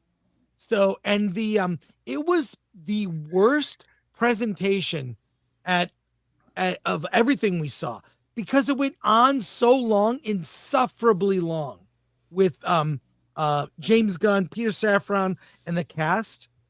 You know, it was just so long. And it seemed like they were stalling because they had nothing to show. They don't have anything else. This felt like the sneak peek felt like filler that could have been cut. And if you say it's at the start of the movie, it literally could have been cut because you could have started at something interesting rather than 2 minutes of staring at scenery. Yeah, I'm surprised they released it because it makes. Yeah. Sorry, go, Chris. Yeah, no, just it's and by the way, I know like some of you may have commented on the test screening reveal I talked about. I've since spoken to another person who was at the same screening. They liked the movie less, and they said this movie feels like the second or third film in a series where you missed the first movie and you're like confused, Really? like what is going on, like the world. This is making all my concerns worse. I'm just repeating what I was told. Every concern I had about that first trailer is just getting worse now with what you're saying here. Like, especially that you're saying that this is the opening scene. I said in my trailer reaction, it's like, I'd be okay if they earned this, right? Like, you build up to Superman's defeat, but opening with Superman being battered and broken sets the complete opposite tone that I'd want out of a Superman film for me, and it just pisses me off. It grabs your attention, though. You can do that, but you've got to start with the fight. You have to see him losing, essentially. If you just you cut out the interesting bit, cut to the bit where he's just healing and then walking out. You're like, well, what happened there? He gets dragged through the snow like a broken, useless rag by his mutt. Is it going to with that bit? Is it going to go like two weeks dogs are great. before? My hope would and be lead back up to it. If you told me that this had to be the opening sequence, my hope would be that he goes there, boom, like whatever, and then immediately fucking flight rockets back to Metropolis or wherever the fuck this is happening, and whatever thing just did this, whatever just happened to Superman, like can't believe that he's back, and Superman proceeds to beat the living shit out of him. Yeah, but yeah, when I saw this before I talked to Chris about this, it felt to me like the opening of the movie. It is because of the way the robots were interacting with Superman and explaining the sun stuff. Like it felt to me like the opening. If it is the beginning, I don't think that tonally you want to have a of all the heroes, Superman beginning the movie giving you the idea that, oh, there's something out there that could really beat up Superman. Oh, Superman's vulnerable. Superman has to watch out. Superman better be careful. I don't know if that needs to be something you open your Superman movie with. The fact that he gets his ass beat is probably something that should happen as like a second act low point, or like a remember, like don't be too hubristic in your strength or something like that. You're also undercutting that with the comedy of the robots, because the robots are like, oh look, it's Superman. It's like, well, you're just an alien robot talking to an alien. He's just a person to you. All Kryptonians would be the same as him. So I don't know why you're that impressed by him, but it's played off as comedy at the same time that Superman is being battered, essentially just being dragged across to surgery. And again, this is Superman, right? He's like the indomitable hero. Him being defeated should be something really significant that you need to build up to and earn. And just throwing it out and it's like, yeah, here's Superman half dead. It's just like, unless it does, and then at the end of this clip, 3 weeks prior or whatever, it goes back in time and then leads up to this, and it kind of sets the stage, and you go, oh, the Man of Steel is vulnerable. Like, what happened to him? And now we tell the story of leading up to it. It's still a weird way to open up the movie, though. I feel like, but it could work. Execution is key. Like that. And worse. So there's a lot of things I learned, obviously, and there's on Reddit you can get all the spoilers if you want, but there's and Gunn acknowledged it. There was a 10-page dialogue scene between Lois and Clark, although she's interviewing him as Superman. Okay. And it's 10-minute dialogue scene in the middle of the movie. So There better be some damn good writing. Yeah, I can plan when I go to the bathroom. So that and by the way, I heard from a very reliable source, I'll tell you who later, Gary. They're doing reshoots for Superman. They know they've got some problems. No. Movies get reshoots these days? Wait a minute. I thought Gunn was going to avoid these. We were not going to move ahead until we had a finished script. Yes. So this person, we're a couple months out, bro. That's not good. You have to let the master form the clay, okay, before he puts it in the oven. All right, it's been in the oven. Though. It's been sticking more loose clay onto it. You know, I mean, he generally doesn't do reshoots, but I feel like they're nervous because of he may have bit off more than he could chew here, and the promotion has been objectively terrible. That Puppy Bowl thing during the Super Bowl, the NBA his thing. His eyes wandering again. Wait, his eyes wandering again. There you go. Like, yeah. But it's not, that's just corn sweat. I actually think, you know what? He did impress me. He looks good in his outfit. But that costume is bad. I think I'm not a fan. Doesn't work. Gary, I have the same complaints as you. It looks baggy on him. Looks a little baggy, and that collar is shit. Yeah. They need to tighten it up. Pop us over here. Yeah. My guess is they use can't judge a man when he's laying down. Okay. And he's cold. You need to see him fully erect, is what you're saying. You got to see him fully. You need to see yes. him standing with the flagging erection in order to judge him properly. He's passing a kidney stone right here. So. a super kidney stone. A kryptonite kidney stone. Krypton. So they get these big magnifiers and they put the yellow sun on them, and then it goes on the part where Chris talked about. It goes on after that, and apparently he gets healed, right? And then he tells Krypto to stay. Yeah, and he flies off to wherever. And the whole thing with the dog is a self-insert because James Gunn made a point to tell a whole story about his dog Ozu that's a rescue, and how the dog would bite his feet, like bite him to hurt him. Like he was a abused dog. And it's basically a self-insert. He told that whole story. I ran into Jeremy Johns and we were talking like, what is were you okay? Thing? Yeah, like, yeah. What's that? What? Nothing. Carry on. Carry on. Just yeah, it's he just thinks he's the most important person in the world because he is in his own life, and so everything has to revolve around him, his dog, his vision. He's promoting the movie like it's his personal social media account, and you know, I don't know, in many ways it seems to be. If he's fighting a really powerful monster, why would he tell Krypto to stay when Krypto is like an insanely powerful being that could really? Well, you can answer the question, Shad. You can answer your own question there, right? I wouldn't. I don't know why. He's probably concerned about his dog's safety. The dog's invincible. It's a kryptonite dog. But if he hurts Superman, yeah, Shad. If he hurts Superman, he could probably fuck up Krypto, and he's probably concerned about the well-being of his canine companion. Now these don't robots, don't do the that just face. send Don't them do the into face. Humans don't like not dogs, I think. unreasonable. Yep.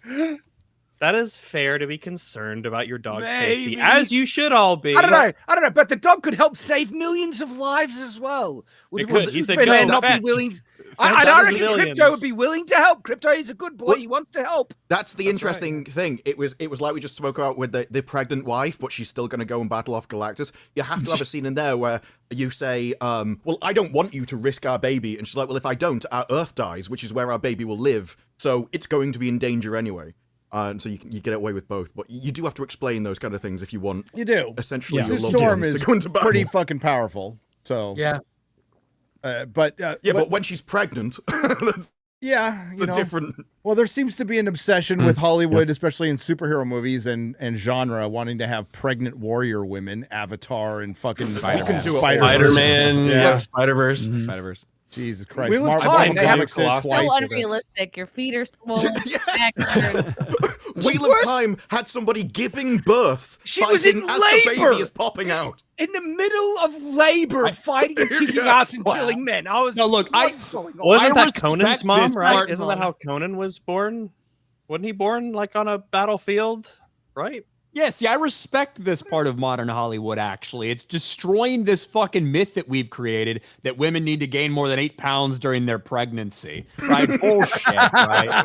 They just use it as an excuse to not do anything. If they can fight and battle during labor, they can work all the way up until, you know, The pregnant women yearn for the MineCRAP. Hey, in Minecraft, he did say the children yearn for the mines. For the mines. Yeah. It's like the opening line. The miners. The miners. I just think pregnant women are hot, and I want to see more of them. So there you go. Cards on the Okay, table. so it's It's a fetish. There you go. It's a kink. It's all right. entire site's dedicated to that, and I'm sure you know Not even all a fact. about it. I just like them. Yep. It's sweet. Yeah. So it is. The spoilers Go with that. for this They can't be are pregnant, true. I heard them read off, and that's pretty much jives with what somebody told us. They sound awful, though. Yeah, hopefully it's executed. Hopefully it's executed great. I want this movie to be great. I do. I want a good movie to talk about. I want virtually all movies to do great. Yes, I do too. Yeah, I mean, Superman is a soft spot for because I love the characters, my childhood hero. I love great Superman, and that's probably why I'm being very harsh on it because so much of what I'm seeing feels like it's missing the mark and giving me bad predictions. Well, we shouldn't get our hopes up for anything. You know, I was like, okay, I'll give Daredevil a chance. I want that on a T-shirt. Yeah, you've been burnt recently, Gary. How are you going with Daredevil these days? Listen, I'm never gonna black pill, but like, bro, Daredevil, fuck. What did you think about that last episode? Good. I fucking hated it. I fucking like they build up Muse the entire fucking season, right? Like this badass serial killer. Yeah. And he's a fucking incel who gets fucking shot. Exactly. But he knows Taekwondo, Gary. No, he knows Taekwondo, Gary. He knows Taekwondo. Oh, so he can go up he against hated it. freaking Daredevil. His parents Yeah. forced him to taekwondo. Forget having a villain that Daredevil like can't see with his powers. That's superhuman, by the way. No, let's just make him a fucking incel, and then he gets shot by Heather Glenn. That was really weird. That felt tacked on. Like, they're having this big fight, and then there's the most awkward cut in the world where she suddenly shoots him. And it's like, did you run out of money? Did you suddenly change the story and just have to edit it badly to go in? It doesn't feel like they would done that way deliberately. It feels tacked on in much the same way that Born Again feels tacked on to 3.5 seasons of Daredevil. Yeah. It's all thematically relevant. This all seems makes like sense. they can't have the male Wait, defeat 3.5? the bad guy. I don't count Defenders. Are you counting Defenders? Yes, I am. Yeah. I am counting Defenders. You have to watch the Well, show. you know, Defenders isn't the worst anymore. That's for sure. That's for sure. That's good. Fucking Thanks, Sigourney Born Weaver. Again. Thanks, Born Again. Yeah, the only reason he existed was so Kingpin can hold up his mask and then start the thing against the vigilantes. And the thing I was asking during my watch party is like, what's the point of this series? Who are they fighting now? Who are they going? The bad cops? They're going to bring fucking Bullseye out of fucking nowhere without setting it up the entire season? Because he's coming back. and they couldn't shoot 2 scenes of Bullseye doing Bullseye shit in prison, just biding his time to escape or something like that, fucking killing guys subtly, doing something fun instead of, I don't know, marriage counseling scenes. So, like, who are they fighting? The bad cops? Like, those are the bad guys? Like, who gives a shit? I don't care. That could have been. It's probably what they should have done, but how many more it would feel like a bit of a retread. I'm guessing he's gonna have a showdown with Fisk at the end. That's my guess. Okay, yes, but that requires time. We haven't even built him up as mayor. We haven't he's barely he's a dipshit mayor. He's a fucking dipshit mayor. I'm getting so things then he's just done. going to be back to being Fisk. He's nowhere near Fisk. Exactly. He is being None of cut these and characters are. emasculated, and there's no intimidation or build up that you want to see a confrontation. You don't give a crap about Fist now. He's not gonna put Dude, up there's so many people. Look, if I was a pothole, I'd be quaking in my boots. Yeah, He'll fill you. That was a big fucking pothole, by the way. There's so many people online going like, "You're overhating this show, bro." Watch the fucking original series, and then try and watch one of these episodes, and then tell me how good this season is. This show is the nowhere new stuff good. is just objectively bad because, again, this was said. You set up all this stuff, and then all of a sudden he's just gone, and it's like, okay, that just farted in the wind.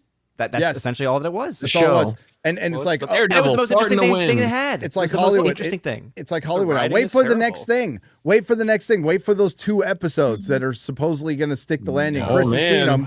I haven't, but I have very little faith that they're going to be able to stick the landing because they're going to have to explain a lot of things. Yeah, I have no problem with You're like a sticking monster this. of the week episode where you have a criminal come in and he's done by the end of the episode kind of thing. But it's that the next thing it's going to take another couple of hours before anything happens again. Just that would be filler, perfect and then for it's a over. lawyer. A lawyer who is actually a secret vigilante hero would be great for that kind of a format. What's the case this week? Procedural. Yeah, I Right. agree. But do that. That's not what they're doing. But actually, They're yeah, doing it's some not. weird Let's ass just do it. like half I've missed building up procedurals at characters this and then point. dropping them and then doing a completely other TV show where they rob a bank and then they come back to this show and they start to build up Muse and then kill him the next episode. It's like, what the fuck are you doing? It feels very hodgepodge at this point. Well, it is. 10 minutes into our first yeah, it episode, is. we're killing It's very- Foggy very and Karen's apparent. gone. Yep. And there Does could the have been girl a ever great find out that Daredevil is her boyfriend? Does she ever find always. I think she's about to figure it out here. Yeah, she's Every going to have time. to. That's just. Where did you get those bruises from? You have a cut on your leg Fell in the down exact some spot that stairs. Daredevil Why got. was Daredevil I want her saying to be my like- name in your voice? Why do Why you are you wear not red Karen? I'm sunglasses? like, what is this? What is this braille on your penis? Oh no! It says Daredevil. It's ribbed for your Says- pleasure. Herpes. I don't know. I wouldn't get that tattoo. At least you warn them. I'm legally obligated to get a tattoo on Legally my blind penis. have to get Sign STDs of the railed legally onto blind. their. Well, you get the Gary, Yeah. you're right. You're right that they Muse could have been used really effectively, especially that there was a hint at something here where Daredevil said he doesn't want to go back to Daredevil, but here is a serial killer that's killed 60 people and the police are floundering and he knows he has the power to stop this guy. They could have dragged that out a bit more and increased the conflict where he's seeing what's going on. He doesn't want to do it, but he knows he can help, and that's what's drawing him back into being Daredevil. That would have been really interesting dynamic. We get a tiny bit of lip service to that, and then Muse is already gone and is a pathetic, I think Especially if you still had Foggy and Karen around, who knew about his Daredevil, his alter ego Daredevil, and they have seasons worth of buildup on how they feel about that and how they feel about the vigilante aspect. And you could play with the idea of what does it take to get him to put back on the suit and go out there. What is it going to take to get them to either approve of it, or do they ever approve of it? That's a whole thing that you could lean into. That would have been a great arc. I would actually love that. Left. An arc instead of like Daredevil, redoing should I be Daredevil or not? Have an arc where Foggy and Karen actually get kind of converted to no, you need to be Daredevil, and we're gonna We don't need Foggy and Karen. We have Cherry.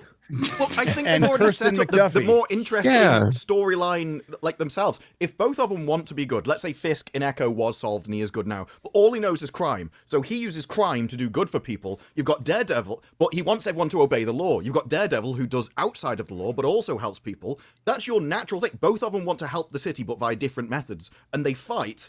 And you're like, well, who do you support? Because one's working within the law, one's working outside the law, but they both have the right intentions. It's a far better idea than. It'd be I certainly don't know what something. they're actually trying to do now. What story? I think the problem is that Fisk he cannot be mayor. There's just he can't. The show starts off by saying, "Oh, he's the mayor now," because they have to just sort of say that he is. That's just not possible. I saw the 3.5 seasons of TV of Daredevil. He cannot be mayor. And also, why is Bullseye not in prison? And how come you're killing everyone and sending them away?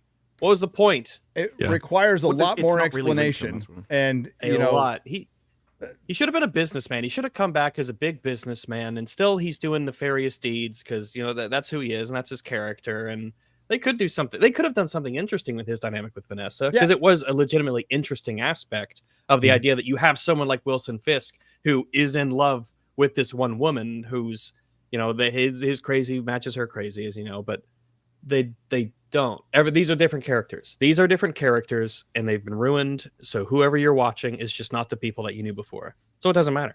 No, no, it's an awfully big leap from Echo to Mayor when he rounds up a posse and tries to kill a bunch of Injuns. You know, you'd have to explain the blip, which they never did.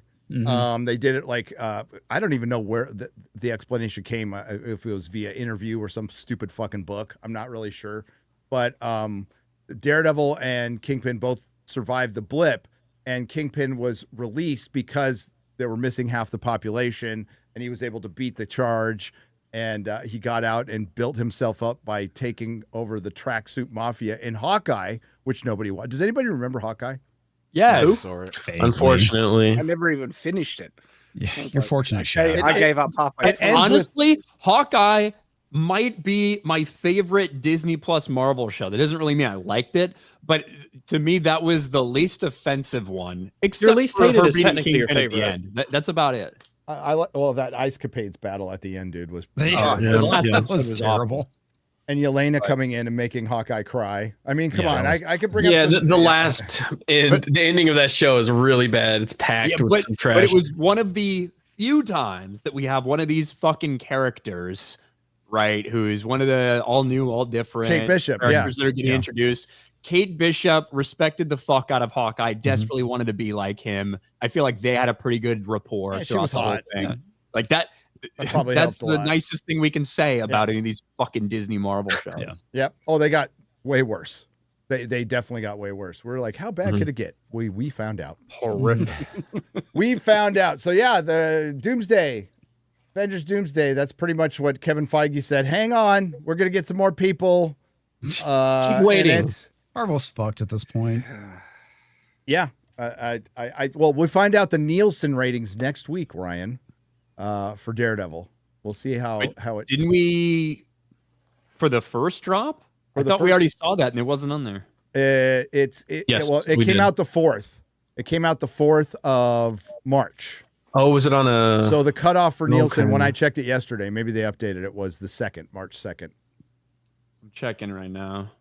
Yeah, so we should be finding out real soon. We know it didn't appear on Samba at all. So I have March 3rd through March 9th. Okay, so that should be Daredevil. It is not in the top 10 overall. Ooh.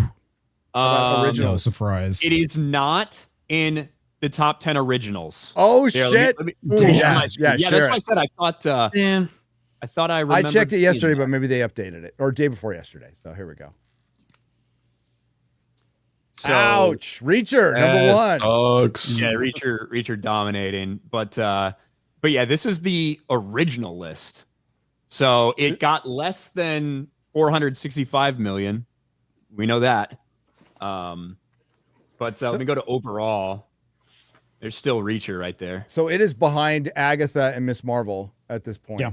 Or at least in that territory. I'll say in that territory. That is brand apathy incarnate right there. Because this is Daredevil, dude. This is the first episode. Well-liked character. So this is the with first a very 2 positive episodes. reputation. Yep. Like people should have at least been curious enough to check in on this one, and they did. Ooh, Daredevil! I know him. People say good things about him. I like that guy. Well, and this is what I've been talking about. It's like, yes, we know they're trying to pivot and course correct, but at this point, nobody fucking cares anymore. So everything they're doing right now is in vain because the audience has checked out. I think the fact that people love Daredevil is probably a reason why people didn't want to watch this. Oh, I don't want to see something I love get destroyed again by Disney. No, thank oh you. well, I'll give it 10 minutes to see. Oh no! Oh, no. Yeah. Yeah.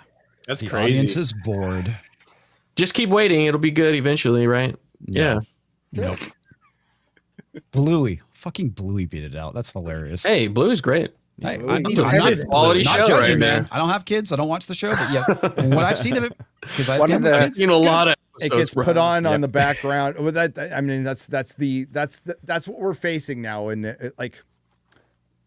calling it post-woke Hollywood is kind of rough because they're always going to be woke. G20 is going to to be out in a few days. I can't wait. Got my count. Can't wait for Michael Obama the movie. That's going to be fun. But as far as the audience's appetite for it, it's over, and now they're rushing to change everything. And Echo Chamberlain just did a great video, basically, and we've moved from woke Hollywood to slop Hollywood. That's pretty much where we're at. It's at not, this point. not even just to woke. a different. No, it's not. Even if we're past CW is woke as hell, and their series are way better as television series than a lot I of the would Disney say stuff no. I've seen. I would say no. I would say no. I would Disparu. rather go back and watch any of their superhero stuff than sit through Daredevil again. No, the first season of Batwoman and was CW brilliant. never turned a profit. It never made a single penny as a network. They were better episodes of television.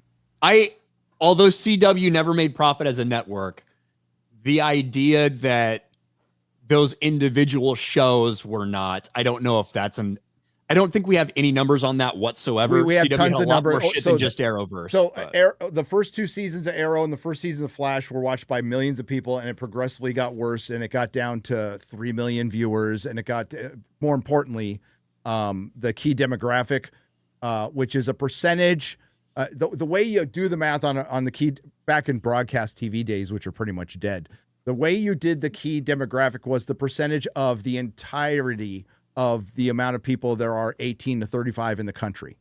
So you base that percentage on how many people watched, say 3 million people, and it was a 0.05 or whatever that, it turns out to be like 150,000 people in your key demographic. Those are the people you want to sell things to.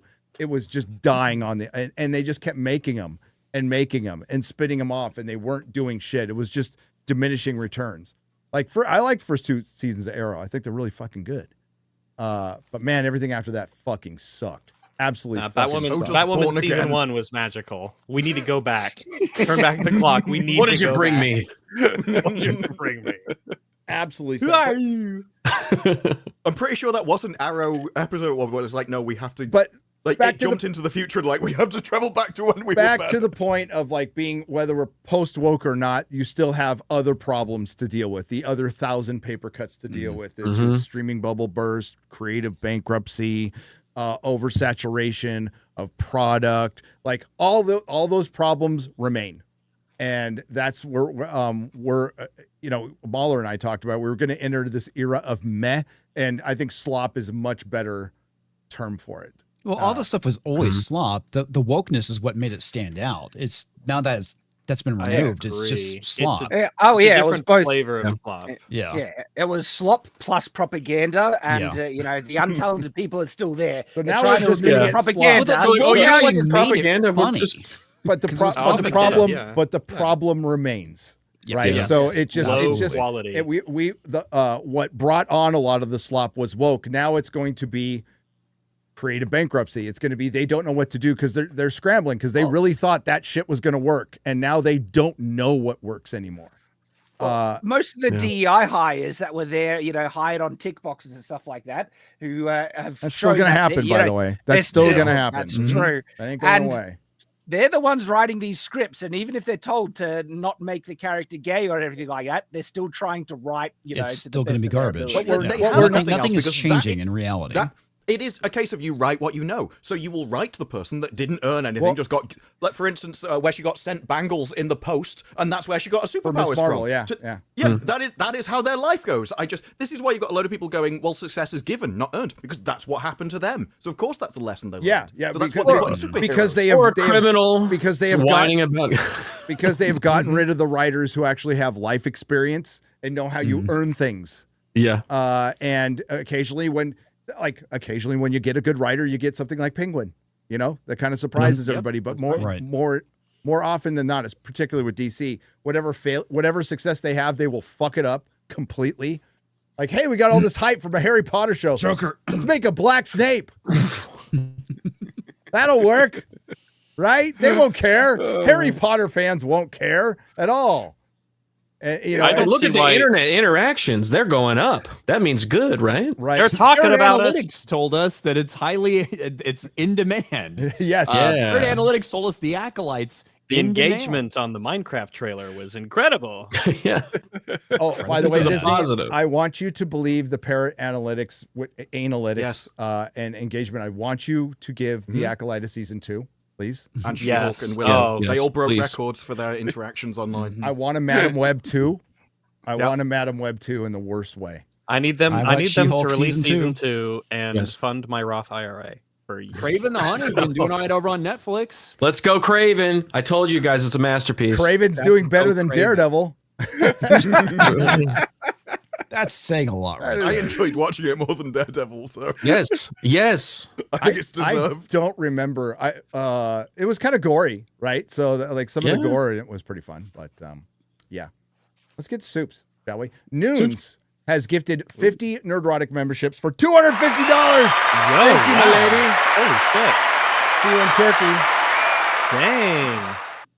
Yeah, that's crazy, right? And impressive. everybody gets to watch me watch Daredevil, which has been Yay. a slow progression into sadness.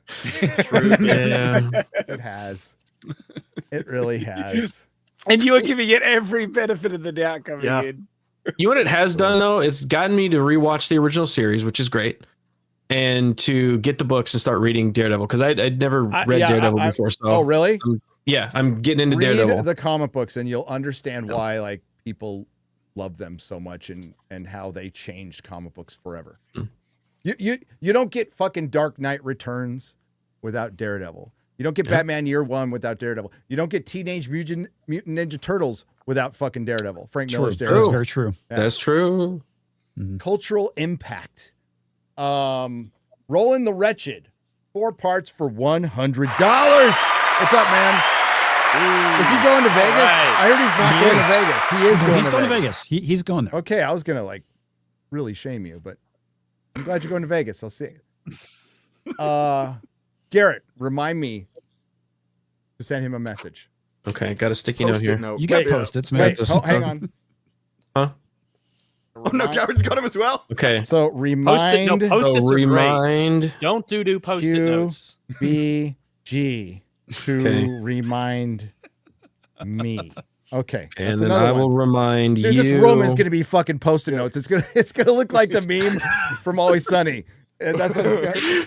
Just Post-its It's gonna be everywhere. like Memento. You're just gonna open zeros and stuff. And You it's start all getting there. tattoos. That's it. Do the ad read. Oh, you didn't talk about the book, even though we did. We can talk remind about you. the book. We can talk about The the book. Well, there's not much. Okay. We're still waiting for final specs. Once we get those final specs, then I talk to somebody at the Rippaverse and we see how quickly we can turn it around and have a doable number of a limited print run that I sign that will sell through Rippercent. That's not definite. I hate to I don't care. I'll just talk about anything. So hopefully that happens. Hopefully it happens quick enough. But they will all be available hardback, softback, on Amazon and Barnes & Noble and all other sites and bookstores soon. Like this month. How we're going to do this while I go to Vegas and do a meetup, not really sure, but we'll figure it out. You know, my phone still works other places. That's pretty much all I need. Yeah, well, that's where it's at right now. But believe me, we'll tell you when it is coming. Also, could you pull up Drinker's Kickstarter? I promised to talk about that too. So Drinker's got a Kickstarter. He's doing stuff with Mahler. They're going to do a couple of short films, and part of the Kickstarter is you guys submitting scripts, and then basically they pick a winner, and then they're going to do a short film based on that idea or script. I might be fucking it up, so read the Kickstarter, please. But it's Trial by Fire. A good friend, the Critical Drinker. Mahler's involved. He's got something. He's doing something. Yes, Mahler is creating. It's very exciting. That's right. Is this in some fucked up currency? No, this is American. Why is the USD. goal So yes. 262,140? That seems so very specific. You want them to have a you want them to have a general goal? We're dealing with Mahler here. I know. Super specific. So specific. Oh, it's originally in British pounds. Okay. So it's converted. Okay. All right. So we exchanged it to USD, which is also a fucked up currency anyway. So. That's right. So I knew something wasn't fucking adding up here. I'm like, that's so specific. Shout out to Will and Mahler for doing that. So if you would like to support That's awesome. that, It's doing really well. Yeah. Hell yeah. Doing really well. And yeah, I wish I had more. We talked to the publishers yesterday, and there was a lot of questions about like just how long does it take to sign like a couple thousand books? I have no idea. I'm not using an auto pen. Okay. Depends on your autograph. You're not the It's president. the reason why everybody scribbles. It goes a lot faster. You can see Brandon Sanderson because he does loads. So that's probably the most efficient way, and you basically need other people. Yep. Just constantly. And I need a copy like soon so I can start practicing for the audiobook, which is going to take that should be out in 2050 by the time I'm done reading it. Clearly. No, the plan is to do the audiobook like 3 months later. Right. Cool. And I'm going to riff on it a little bit. So it'll be a little different experience. Rolling the Wretched, 4 parts for $100. Frank Gore revised his comments on James Gunn's Superman. It now appears it will be a mid-movie at best with some James Gunn inserts. In other words, it is a movie about James Gunn being Superman. He forgot where he was twice while introducing the film. He did. He did. No, He did. He said he was welcome Comic-Con, and he screwed up. So, and revised, meaning I spoke to another person who also saw you didn't it, revise who anything. didn't like it as much. So I don't know. Chris was okay. You know what? Chris, you were I'm done being on YouTube, being a scooper guy. Even though I know a lot of shit, I'll share it with you. But now I'm done. That's what get lost in the internet game of telephone is they don't understand that you were passing on for what somebody said at a test screening, and you said the word apparently it's good. Yes. Apparently, I don't, which insinuates I don't know because I didn't see it.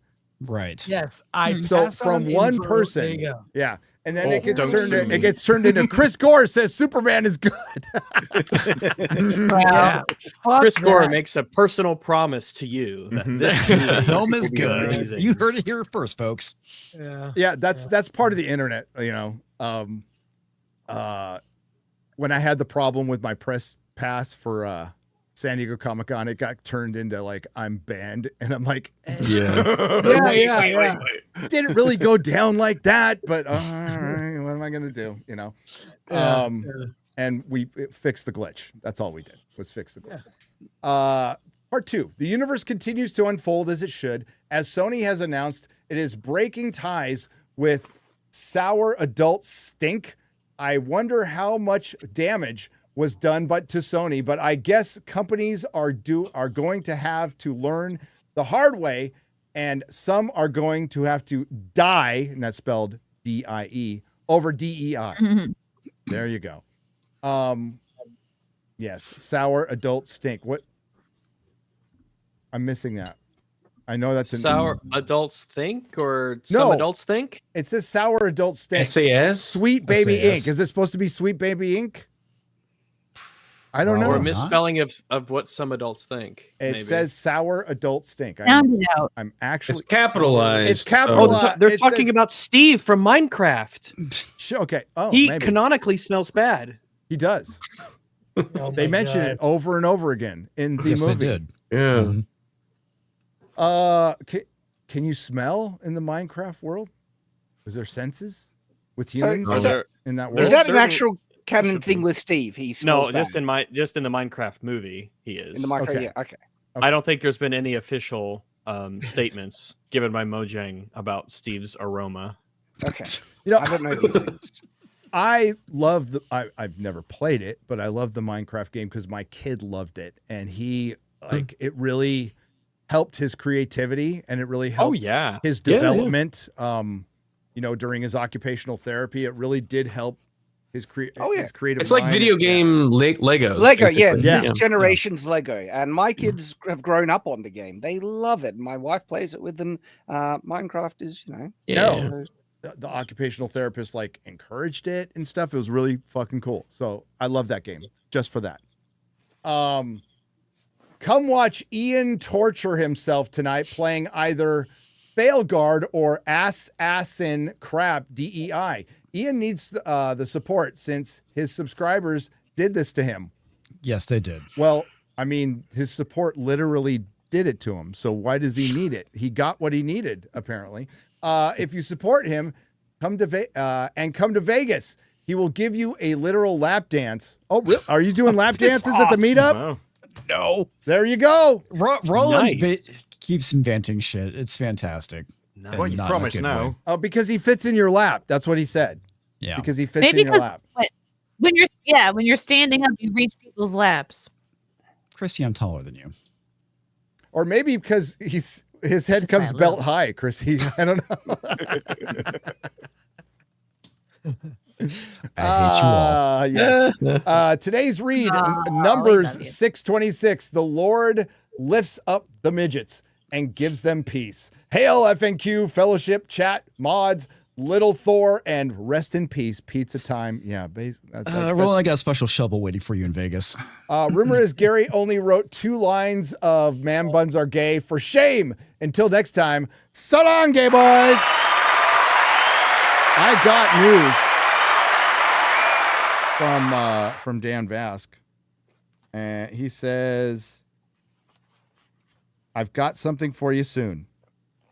Ooh. Oh, it had nothing to do with the song. Yeah. Was there a photo along with this? He's gonna send me another dick pic. Yeah. Yeah, he's gonna send the deep.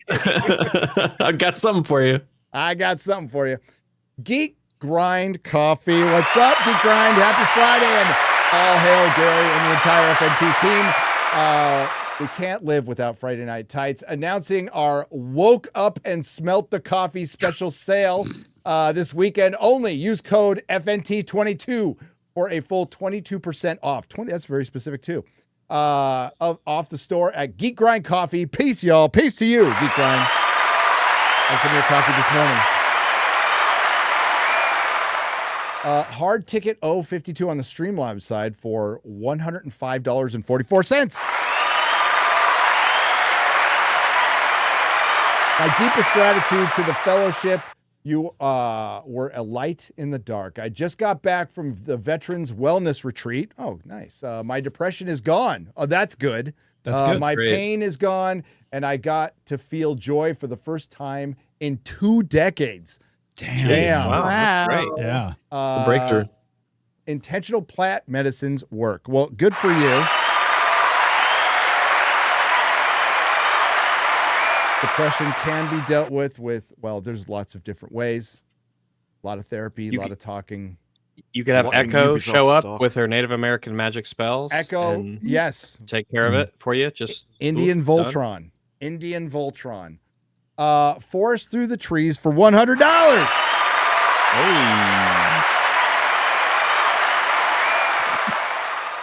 Gary, have you considered changing your FNT model any further since including Rumble as a streaming platform? Perhaps consider adding Thursday Rumble Night Tights stream and shuffle co-hosts with the Friday night stream. You built FNT off audience engagement through super chats. However, the current select chats are relegated to Square. Many of us send chats to read for the co-hosts while they're present. Yes.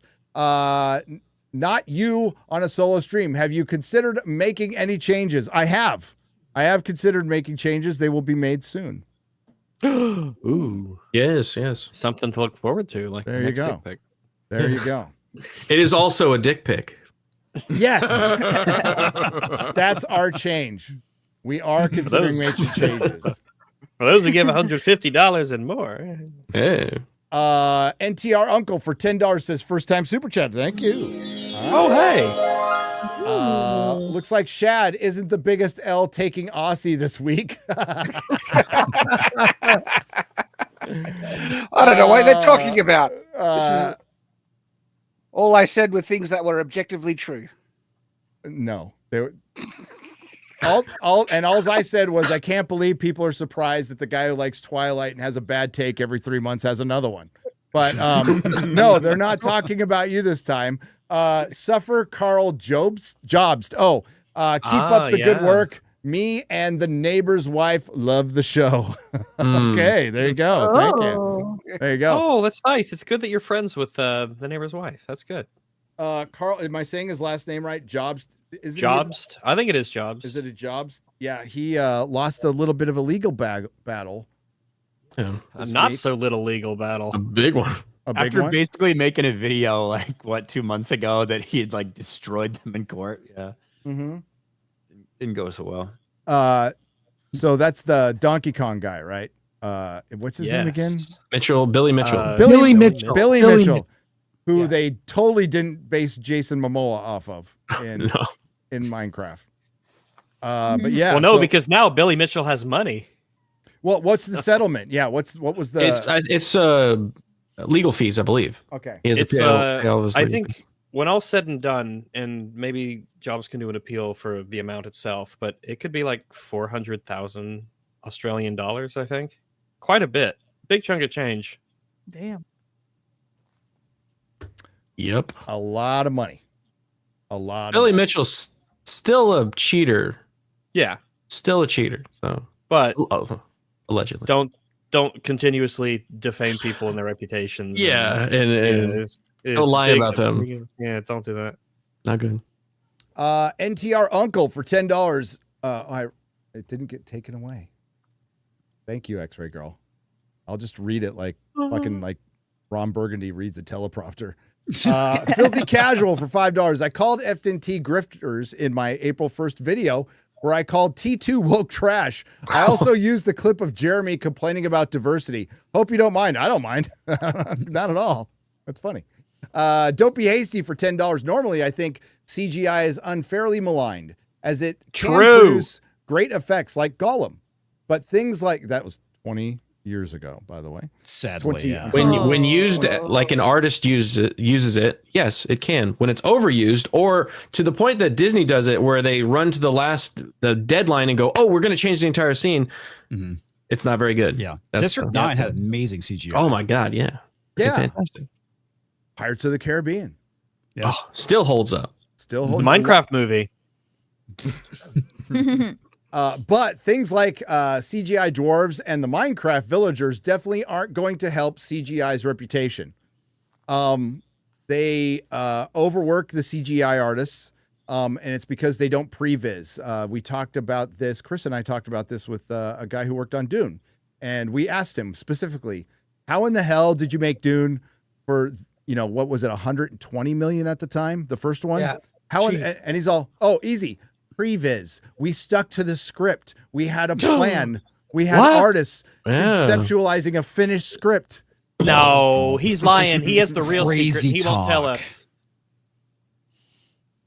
And like Dune was amazing. Like the first Dune was fucking amazing. And it looks so good on 4K, by the way. The thing about previs is it can still get you pregnant. That's true. I don't know if I believe it. Well, why don't you find out, Ryan? Take the risk. I think it depends how long ago the last time you came was.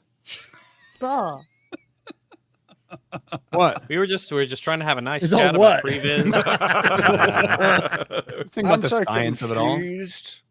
I don't know what we're talking about. Well, of course you wouldn't. Yeah, you wouldn't. Yeah, you wouldn't know. We don't know what it is about previs, like it was pre-cum shad. Like that little bit that comes out. Yeah, the lubricating pre-ejaculate liquid that. Earmuffs, Chad. Or Chad's had a bunch of kids. He knows what fucking pre-cum is.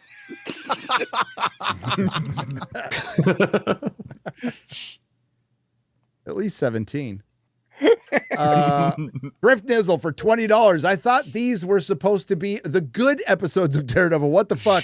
So I think I got it wrong because I think. Yeah, you think?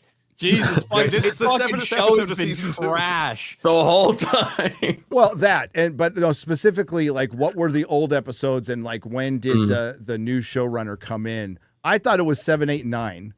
Chris, correct me if I'm wrong. Yeah. But apparently, it's just 8 and 9.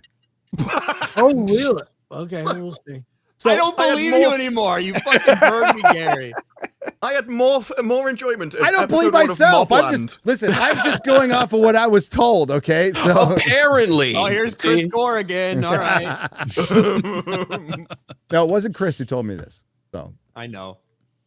But I get shout out to Chris, by the way. For but being on internet, this, you can blame Chris. Third stream of the day.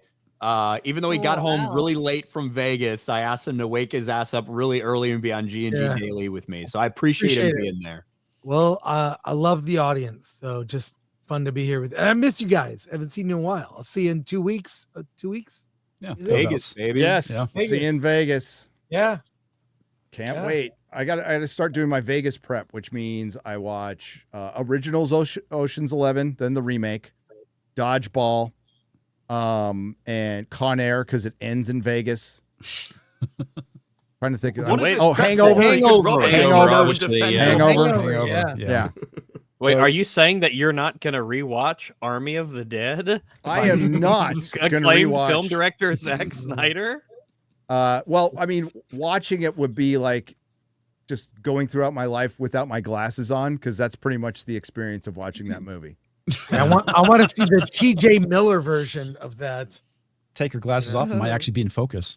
Yeah, there is one guy with just the correct astigmatism, which puts everything perfect. Oh, yeah, wait a minute. Who they took an entire character out of Army of the Dead and TJ Miller. It was TJ Miller. Yeah, He played the Tignataro. it wasn't TJ Miller. It was somebody else who got canceled for very Oh no, similar- it was The actor that was TJ Miller? in Whitney Cummings' Chris show. D'Elia. Yeah.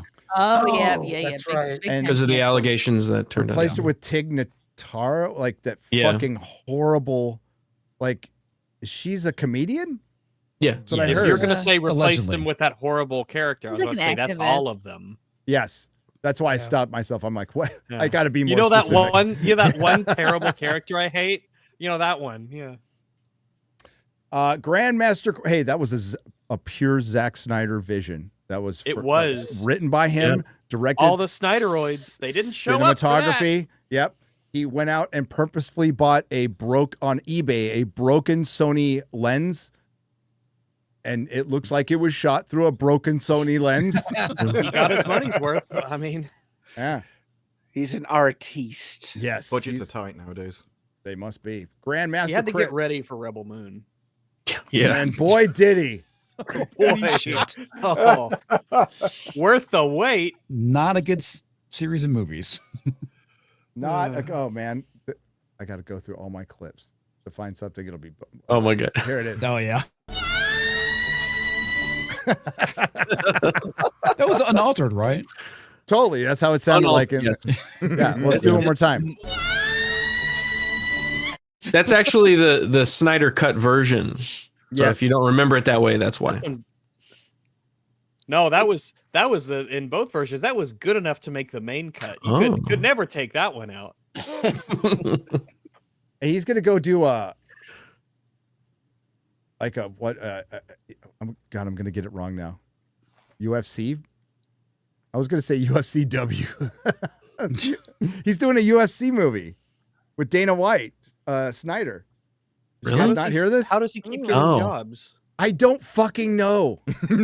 After he ruined DC, and then people were like, "Man, can't wait for more of that." Oh God, it's worse. Yep.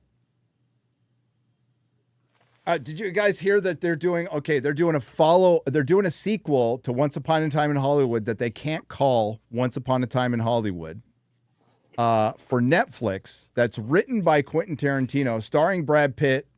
Leonardo might come back, and it's directed by David Fincher. Ooh. What? Yes. This sounds awesome. And they announced it Twice Upon a Time in Hollywood. maybe.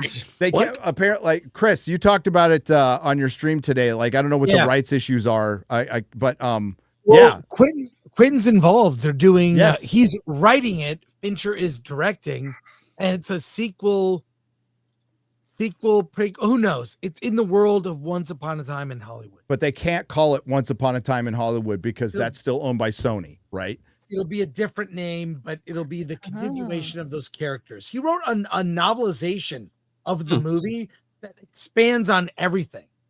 So I have it. It's great. Yeah, and I like Fincher, and I like that movie. So, yeah, but they announced it on April 1st. So I'm like, right. Is that an April Fool's joke? And it wasn't. Right. Oh. Yeah. It wasn't. Grandmaster Chris for $9.99 concerning Jonathan Boyega's comments. Here's a question for Ryan. Who would win in a lightsaber duel? Kyle Katarn, whom Finn is a ripoff of, or Mace Windu, who Boyega seemed to forgot the name of? Oh man. I would actually love to see that battle, to be honest with you. Kyle Katarn, Jedi battle master of his era, versus Mace fucking Windu. Mace Windu. I would probably lean towards Mace Windu if I'm being real, but I'd love to see that fucking fight. That'd be awesome. Also, John Boyega's a bitch. Yep, he is. John Boyega consistently like flips around whether he wants to really blame the studio or call fans racist or whatever. They've been perpetuating this lie since 2014 about racist backlash towards Black Stormtrooper Finn after he was revealed in the Force Awakens trailer. That's a retcon of history.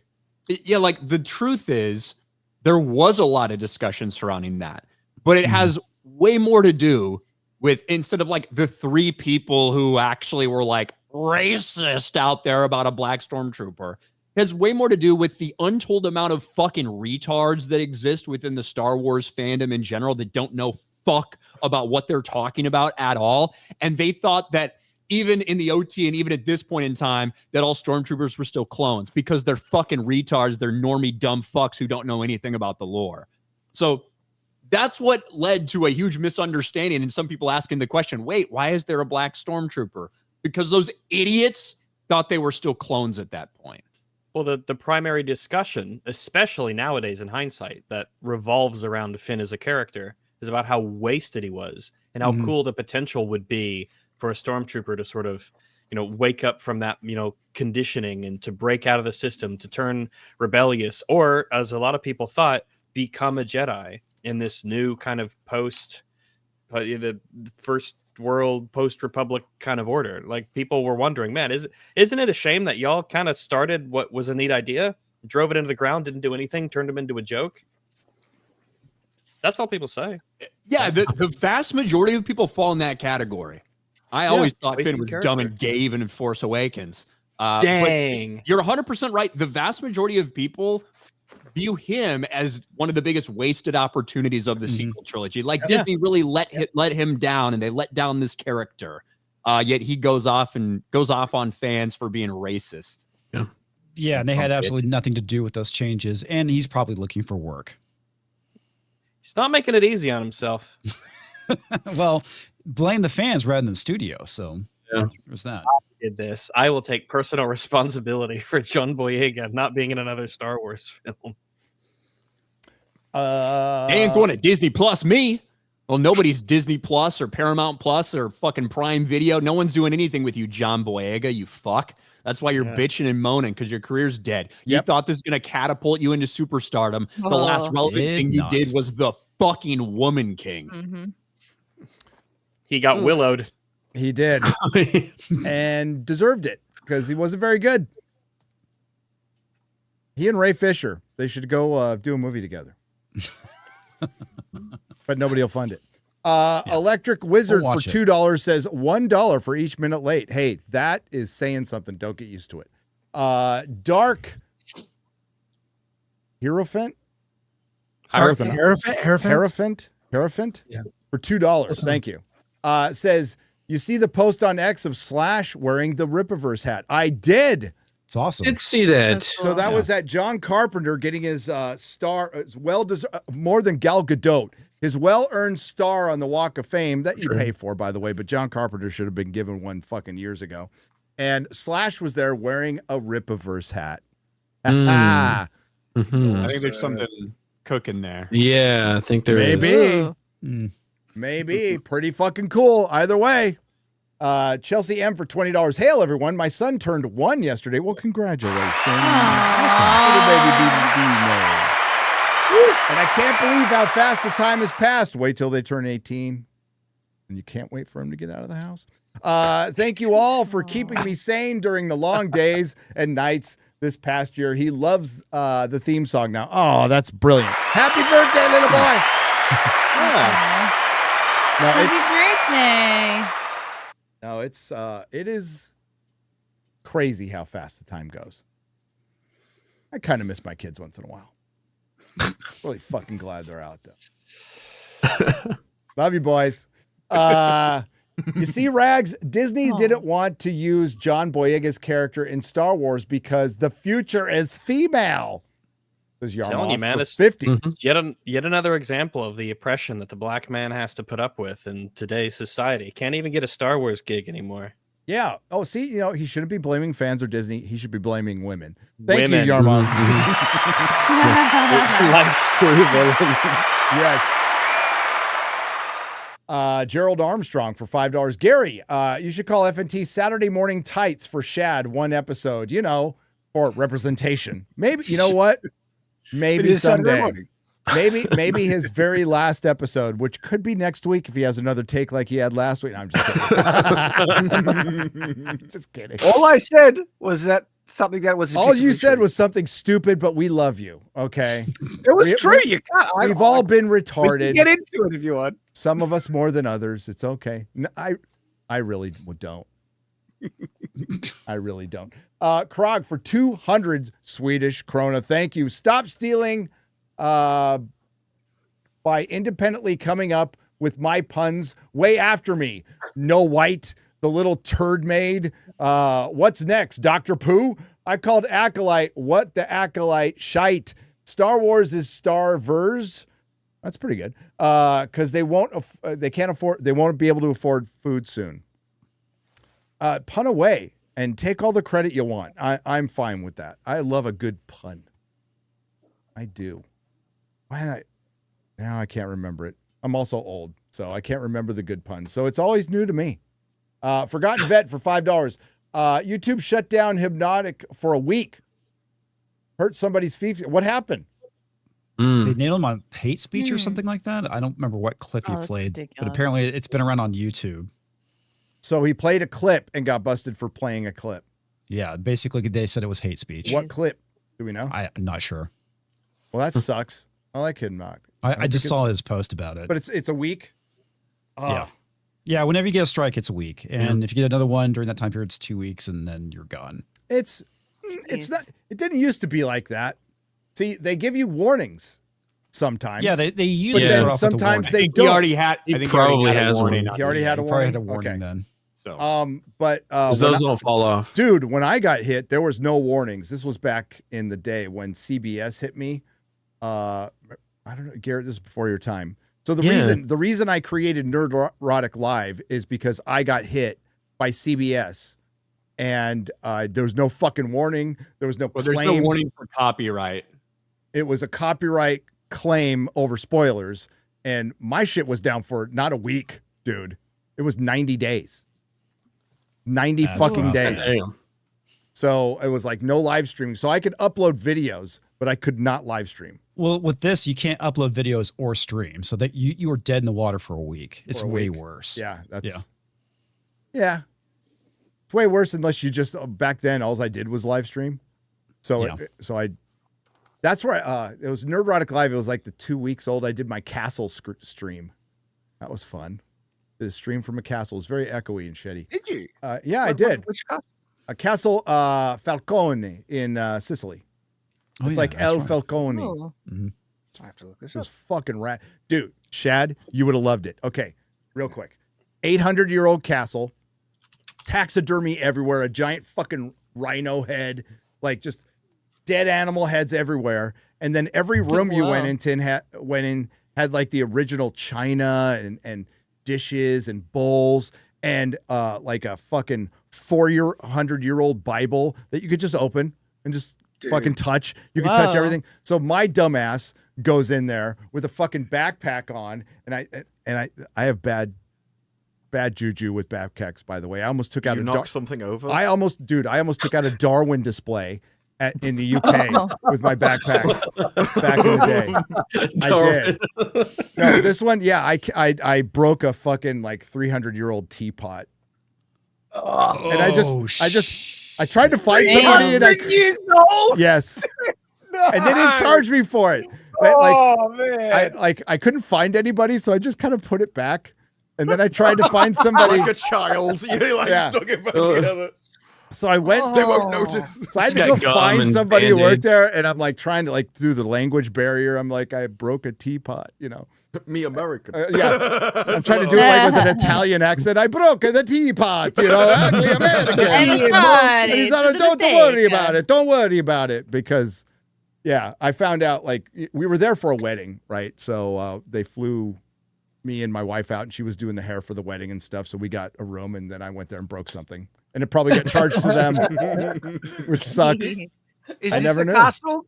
Falconara Castle? Yeah, yeah, in Sicily. That's it. It was like Falconara, El Falcone. That's it. Damn, that's a cool castle. Looks gorgeous. It's fucking rad, and it's got a little tunnel. It's got tunnels that go out to the beach, and it's hundreds of years old, and yeah, everything in there's all OG, and you can just fucking touch it, and they don't care. Wall of protective. There was a video cacti. on. There was a video on YouTube of them converting a castle into a hotel, and everyone expected what you described, and all the comments are just, "What have you done? This is an abomination." They turn it into just a modern, full of metal, any standard run-of-the-mill chain hotel. Wow. All the inside is gutted. What a bunch of retards. No, this one is authentic castle. You get in there, and it's amazing. I had to record a video, and I couldn't because everything's stone, so it's all echoey. So there's a wardrobe, and I was in the wardrobe. I'm in the fucking wardrobe recording a video. I remember it was a Star Trek video back in the day. Good times. Well, it was the guy that goes, "It's just a theory, a game theory." He showed where he recorded. His was in the wardrobe. He said, "My house is so terrible for recording. Yep. I just pile clothes in me and sit in this cupboard." Yeah, I had a couple pillows. Soundproofing. Yeah. Yeah, it was yeah, that was when all the Brie Larson shit was going down too. Like when she did the Unicorn Store. That movie. So I'm recording videos from fucking Sicily. It worked, you know? Yeah. Mm-hmm. Grandmaster of Izalith for $5 says, "Hail to the panel. Just wanted to spend a few bucks to tell Shad I love his takes on swords, and maybe he should avoid commenting on Ghibli art, LOL." Bad luck. I'll share my thoughts. Hey, like I said, we know him. We've seen him it all might over the upset internet. you, but it's true. Joseph Fabre for $10 picked up Dave Landau's new book yesterday, and it's a great read. Looking forward to Gary's book coming out. Hail the Fellowship. Dave Landau's book. Right. Here, full screen that. Party of One. I gotta do it myself. Hold on. Dave Landau's book, Party of One. It's out right now. You can get it. Amazon. Maybe all of his mini stories of being a degenerate. When he was a kid, he was, he's better now. Yeah. Mostly. Yeah, mine will totally be different than that. Oh, did Dave go to prison? He went to jail, right? He's been to jail, a few times, but I don't think he went to prison. So you got him on that. There you go. Oh, wow. There you go. Hail, recommending you guys check out a fan trailer animation for Minecraft. It's titled A Slightly Different Minecraft Trailer by Naterix. Thank you, Voslin, for $5. Magdalene Carolina for £5 British pounds, proper money. Can you let Disparu know I have a crush on him? Well, if you're a woman, that's good because he's a lesbian. There you go. Magdalena has a crush on you, Disparu. Should get some digits, man. Mark, I'm too British to know how to respond to this. We don't take compliments well over here. No, your response we're is more comfortable with insulting each other. No, your response Let's go, should be the "My very lady." No, the very Disparu response is, we'll probably break up anyway, so why bother? Just skip to the end of the story. It's faster. Mark Skywanker for $4.99 British pounds, proper money. Sup, my neighbors. Gary, you said you have seen Space Movie 1992. Was it any good? So long, gay boys. No. I heard you say that. I've seen it. Well, I was thinking maybe I could do a review on it and call Review of Space Movie 1992, and you can't. You literally can't. You cannot. There's no way to. I mean, it would have to be like fucking on Rumble or something. But even then, dude. Connor Dorian, Charlie Manx for $10. The only video game movie I'm excited for is Five Nights at Freddy's 2. The first one wasn't terrible. No, it wasn't. I thought that was pretty It was decent. fine. Yeah. Yeah. For I like fans that of the movie. franchise, they were probably like fucking hyped about it. Yeah. For me, I'm not. I know a little bit about it just from watching YouTube videos and shit, but it was fine. Okay. I mean, it's no Minecraft movie, but it's all right. It's certainly no Minecraft movie. It was fine. I think the first half is decently strong. It was like an actual film. And then it sort of falls apart a little bit in the second half, but it's not bad. The Electric Jester for $10. Nerdrotic and the Fellowship are pure cancer. You repeat the same crap for years. You've done permanent damage to the online discourse.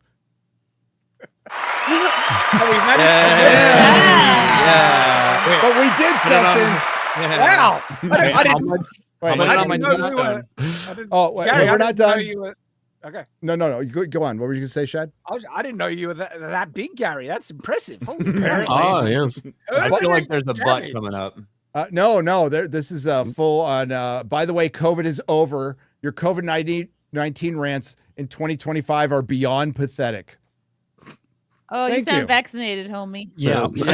Thanks for the $10. Because that, like COVID, that just hasn't had far-reaching effects. That's No, affected not at all. It hasn't the whole affected a world, generation or even anything. five, even- No. not the There slightest. was just nothing. Yeah, everything's fine. It hasn't changed the world or Sounds like anything. you trusted the science and go have fun burning and got a Tesla. lied There to. you go. Yeah. Yeah. Go burn a Tesla, you Yeah. What is that dipshit. fine gentleman's name?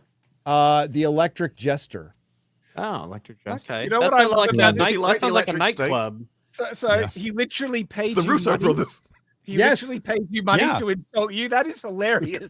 I respect the dedication. I do too. Man, Hey, you yeah. know, fair enough. Fair That's enough. awesome. They should all the haters should do that. You're Yeah. welcome to be here next week. You know. Yeah, give more money. That's amazing. Marty for $9.99. There's no doubt. Yeah, that's the way to really own us. for sure. Yeah. If this was a Yeah, lefty also, stream, let's you'd get also banned, remember the but- fact that the Access Media is now repeating our talking points. Back in the so- day, they would say, "I got served, Chrissy." So Yeah. I feel served. Yeah. There's no doubt Grand Theft Auto 6 is fucked, considering founder Dave Hauser and senior writer Michael Unsworth left the DEI re-education classes, and them saying the game will be less crude. Ryan and Garrett, thoughts? Right. Well, we've known we've known that those two, a handful of others at Rockstar left years ago, right? So we knew that's going on.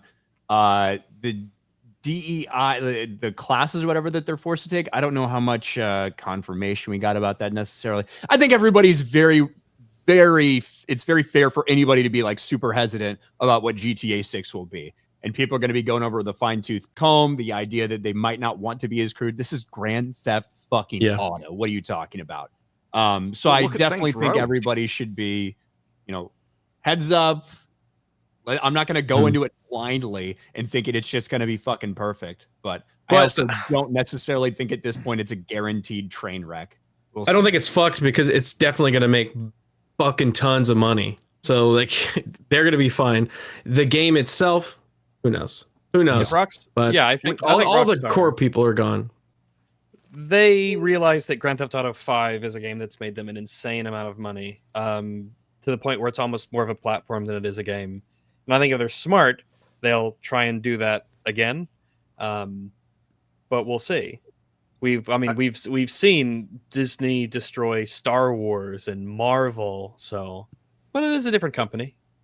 Well, Saints Row, they basically rehired their entire company to replace them with people that didn't know Saints Row because they were ashamed of what they'd made previously. They actually said that. And I think it was Jason Schreier came out with an article years back now where he talked about how they were ashamed of their frat boy culture in the offices and they need to modernize and become more politically correct and stuff. So it's definitely red flags. If there's anything I like in my modern satires and parodies, it's political correctness. Yeah. So Yeah. if Exactly. GTA wants to lose a huge chunk of its identity, they're welcome to it. Yeah, that's the thing. But I suppose we'll see. I mean, since inception, they've been shitting on everybody, right? They're shitting on white rednecks. They're shitting on black people. They're shitting on trans people, right? That is It's just like South Park in a way. You know, everyone gets a licking, and that's part of the so great Grand about Theft it. Auto humor experience. And when you start hearing even just rumors or reports of them scaling that back for any certain groups because of whatever, yeah, it's right to get concerned about that thing. Yep. But it costs you nothing to be cautious and to simply wait until it's out and then see what the reviews are. Don't pre-order. Do not pre-order video Do games. not If you do, ever. never pre-order video games. Those days are over. Yeah. I like the trailer. Pre-order can still get you pregnant, though. That's true. That's true. That's true. I don't believe it. Wait till the reviews. Yes. Arm Chad Slave. has no idea what we're talking about. Yeah, what are you talking about? Arm Slave for $5. Sorry, Jack Black's most famous role was him in Waterworld. Hey, that's true. What about Mars Attack? Was he in Waterworld? Yes, he was an extra in the back. Also, Demolition Man. X-Files. Really? He's also in X-Files. A random film from back in the day, Airborne. The one about the kid who is like a skater and he plays one of the bullies playing hockey. Shallow That's, like, Hal. really young. What about the one with Bruce And there's Willis? a dog that plays basketball. He kills him. That's Like, Air shoots Bud, his not arm off. Airborne. Oh, the Jackal? Jackal. Air Bud. Yeah. He gets, Jackal gets blown up in that. he So. gets electrocuted in X-Files. It's like I Is it said it like before. Shallow I'll say it Hal? again. I know what you did last summer too. He dies in that as well. yes, he does. He does. Fucking awful movie. It's horrible. I love Shallow Hal. It's making fun of fat people. But also at the same time saying, oh, they might be beautiful on the inside. But there's a lot of making fun of fat people in it, though, which is always fun. There's more room for them to be beautiful. Yeah, on the inside, if you can get to it. You could fit like 3 people in there. He's great in Tropic Thunder. Tropic Thunder is He's excellent. Great. Yeah. Great Excellent movie. in Tropic Thunder. Josh Peters for 20 says, shout out to the gang at FNT. Gary or Shad have any thoughts on the author Terry Brooks? I've heard good things about his work, but haven't decided to jump into any of his books yet. P.S. X-Ray Girl, I love your glasses. Cheers. How could you even see her? That's weird. I know Terry Brooks. What has he written? Oh, he wrote Shannara. I hear Oh, that recipe. Shannara Chronicles, and he did what? Good Omens with Damon? Right? Yeah. So I haven't read Shannara Chronicles, so I can't say too much about Terry Brooks is a good writer. Who it's like I say, yes, jump into it. Jump into it. Wayward Noodle for $10. Did you guys see the trailer for the new Naked Gun launch with Liam Neeson? Or am I having a flashback? Oh, it looks funny. I've got it. Maybe Rumble? You want to watch it on Rumble side? It looks really funny. We can watch it on the Rumble side, yes. Yeah. Yes. Most definitely. Or am I having a flashback of substances taken in the past? No. You did have God damn it. I might miss Terry Brooks with somebody else, but that's not unusual because drugs Terry are bad. Pratchett. Terry Pratchett, yeah. I was mixing up with Terry Pratchett. But yeah, we'll talk about it in Rumble. Because it's funny. It's interesting timing, Rags, that Naked Gun trailer came out. Very interesting. How fortuitous. How fortuitous that it comes out right after we completed the comedy arc, or this version of it, maybe, possibly. You'll find out. Yeah. I won't say soon. I won't say soon either. I will say Valve soon. I'll say eventually. One Eventually. day. Yeah. But we definitely watched one of those Naked Gun movies. Channel Surf for $4.99. Garrett, please get David and Angela to come to the meetup. Hoping RMB can make it too. Looking for wardrobes seeing you all. I'm working on it. Yeah, get him out there. Get him out there. Isn't there a wedding? There's a fucking wedding. Sheep. Have a wedding. Yeah. Sheep City's wedding and Sheep horror Cities and and Amarada. Horror Amarada. That'd be great to facilitate. Yeah, I hope you know about it because you're going to be officiating it. Yeah, apparently I am, and I have to do like. Well, I'm sorry. Oh, you got to get your courses done, Gary. Quick. Wow. Yeah. Could you imagine if Gary was late getting that shit done and fucking ruined their wedding? Oh, no. Better have a backup. I can imagine Gary at the wedding. Excellent girl, pull up the speech on screen. All right, there we go. Make it bigger for Hold me. on, we have an ad read. Yes. Before we get to this wedding, brought to you by Dunkin' Donuts and Rumble. 1775 coffee. No, it'd have been Geek Grind. Channel Surf for $4.99. I read that one. X-Ray Girl. Too Tired for $10 says the villager date in the Minecraft movie could have been hilarious subplot if they had pulled a Doctor Who Donna moment where his date adores him for listening the whole time and never speaking. I will say I did chuckle when the waitress comes up. Are you finished? I'm pretty sure he's Swedish. Yeah. Oh, that was good. That was a good one. That actually, Amusing. yeah, was pretty funny. It was instantly distracting how right after that she said, "I think we're done," when she had a very obviously uneaten plate of food in front of her. One of my movie He was just pet ready peeves. to get home, you know? Oh yeah, that's right. Smack that villager. Yeah, she didn't want to eat too much. Mm-hmm. Pride and Chronicles for 10 British She wanted pounds. to get pillaged. Proper money. Regarding Gunn's Superman preview, nothing will beat the start of the 1978 movie. John Williams' Krypton theme, Brando Zod trial, Trevor Howard as Krypton leader, and a Brando reunion after Mutiny on the Bounty. Yeah, nothing will beat that, like ever. And you know what? It's even better if you watch the TV version, right, Chris? The extended version is so much better. So there used to be a TV version where they'd show it in 2 parts, in 2 successive nights. And what I would do as a fucking young nerd is I would sit there with my cassette and I would record the audio, pause it for commercials, and then re-listen to the audio of Superman the movie. Because we didn't have VHS. We didn't have any of that shit back then. So that's how I rewatched the movies. I would listen to it on cassettes I recorded. I did that show with Star Wars. I did that. I did that with SNL episodes, King Kong movies, like the Planet of the Apes TV series. I would record them on cassette and listen later. Star Trek is great on Speaking of cassette, I just I found it today. So the coolest comic book packaging ever done, because they did poly bags and they did like reflective cover, metal covers and all that bullshit, and 3D covers, holographic covers, is this silly little comic that they put in a bag that came with a cassette of a fucking Ramones song. Nice. Of the Ramones, soundtrack. The Ramones theme cover of the Spider-Man cartoon theme. For that's badass. Remember that album, the Cartoon Classics album that came out with like Reverend Horton Heat on it and Sublime. It's fucking great. That's the coolest one. So they came with 3. You got 3. You got the same cassette, but all of them were bagged with a fucking Ramones song. Oh, it doesn't get better than that. Wow. That's Spider-Man and the fucking Ramones. awesome. That was the Ben Reilly Spider-Man by the look of it. Does it lose value if you play the song? If I take it out of the bag, yes. Surely it does. Guess what else also came? Me, Besides when I Ryan. saw that cassette. Hey, One Piece vinyl soundtrack. It nice. folds out. It's 6 feet long and it's got pop-up. So yeah, 6 feet long jacket. The thing is like a book. It's heavy like a book. So it's a colored vinyl. It's fucking great. One Piece had one of the best soundtracks, one of the best fucking shows.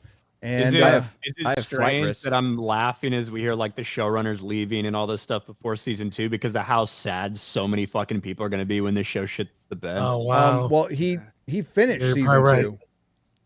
So he left. They're filming it now. So I don't know if he left it during the filming or at the end of Principal. But he was there for season 2, but now he's gone, taking a sabbatical because he was too stressed from making a TV show that you get paid lots of money for. I don't know, but that is not good news. The fucking Netflix season 2 fucking curse hits again. Arcane, makes me happy. man, that hurt. Yeah, it did. See, It is the worst drop in quality of any piece of media. It was Arcane 1 to 2. Yeah, Arcane 2 sucked. Like, it absolutely was genuinely devastating. sucked. It ruined everything. Nothing has been ruined on such a fundamental and expansive level ever before. Oh well. We got one season. We got one season. Smile that it happened. But I mean, like they did the same thing they did with The Witcher. Is they got some success and they just like, okay, universe, let's do all this stuff. It's like, no. Get 5 seasons under your belt before you start thinking. Like Doctor Who, when it came back, Doctor Who didn't start merchandising until after season 3 or during season 3. That's when they started merchandising because they need to get a couple under their belt and see if this fucking thing worked. That's smart. But Netflix, no, it's like, we got one great season. All right, let's go. And they got lucky with Stranger Things. They had a plan of Blood Origins was supposed to be... Yes. They knew they couldn't put out a season every year, so Blood Origins was supposed to be the filler season, and then the next 2 years on, you'd have another filler season. They very quickly realized, we're awful at what we do. We can't make our own stuff. Yeah, we can't do this. So that never got past Blood Origins. Hey. We're getting Witcher season 4 this year, right? Is that still alive? Shit about it. They shot I it, didn't right? ask if you gave a shit about it. I just asked if we're getting it. I haven't heard shit about it. Oh, sorry, my bad. Other than, I forget the actress's name, but she essentially was just talking about how amazing it was to have Henry Cavill on set because of how much he knows and how much she misses having him there. Because he was Geralt. He would talk about He's hot. He would bring up Geralt from the books. Anya Chilatra, right? That's her name? Yes. Yeah. I saw an interview from her recently saying a lot of nice things about Henry and not much else about the show. No, I think they're just surprise. So much for that. Yeah, we are like, I'm just curious because it was supposed to come out this year, but you're right. We haven't seen fucking, I don't know. Maybe we just don't care. Have there been set photos? Does anybody give a shit enough to take a set photo? I thought there was, yeah. Well, hey, we at least get The Last of Us season 2 coming up in 9 days. 9 Fingers days. crossed. For what? For Joel getting his head knocked off with a 5-iron? I'm looking forward to it. I'm very curious what they're going to do because The Last of Us 2 as a game has played an instrumental role in the great destruction of Naughty Dog's once stellar reputation. And I do not think that they want to go through once more what the game went through. But if people did smart things, we wouldn't have a job. So Rags, what my guess has been pretty much, especially ever since we heard that there's like a second and third season. Yeah. I think that they're going to completely rearrange the events in the way that they were displayed in the game. And they're going to show you all that backstory of Abby first, along with a lot of backstory of Joel and Ellie from that time. And they're going to explain much more of the lead up before he gets his head bashed in, which will probably be close to the end of the second season. If not, I would strongly advise them to not follow the second game really at all. But it's their money. Do you want to show that, Garrett? Or was that? I cleared it. I did show it. The set photos. Oh, you did? Okay. 4, yeah. Sorry, I was pre-reading. So Look like the Witcher stunt double. Yeah, which it does. You can also get pregnant from. Stunt double? Yes, pre-reading. Pre-reading. Pre-reading. Oh, okay. Mm-hmm. Whoa. Be careful.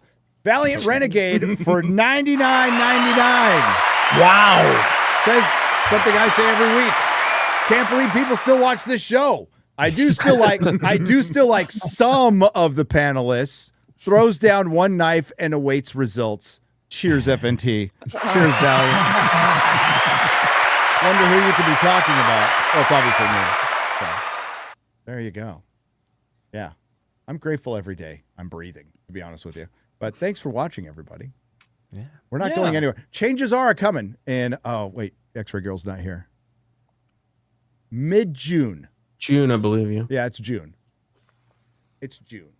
Definitely June. So not far off. Not far off. Old Renaissance Boomer for $10 says, can someone remind me to remind Ryan, to remind Disparu, to remind X-Ray Girl, to remind Gary, to get Post-it notes, to remind Ryan, to remind Disparu, to remind X-Ray Girl, to remind Gary to talk about his book. Yes. Hey, again, the chat was so kind. Y'all pulled together and you got me some Post-it notes. The next day, last Friday, Rags. Like, yeah, I saw that. I got this. I saw that. I got Post-it this. notes are amazing. So I use them. If you here, I'll do it, Garrett, since you're obviously busy. It says, do not forget the book from chat. That's good. But it kind of worked. It was only like 45 minutes in. That's so funny. That's good. That's good stuff. All right, we're going to wrap it up there. We'll get the rest on the square up on Monday on Nerdrotic Live and Rumble. Thank you for the super chats.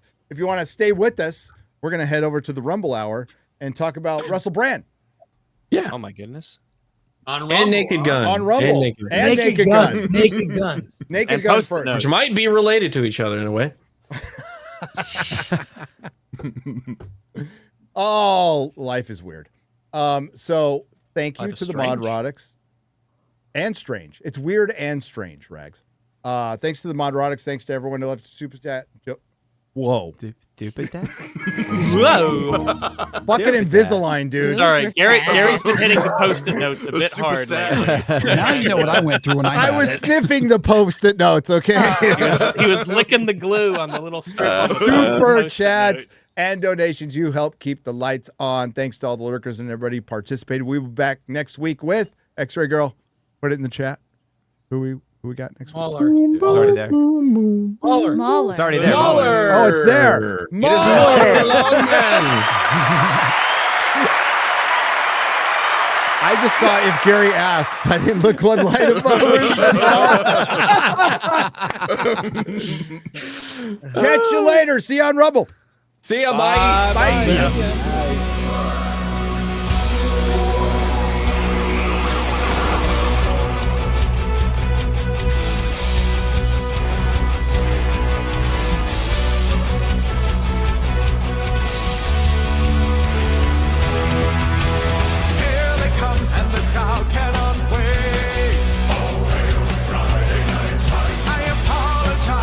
Probably late. Oh, Friday night times.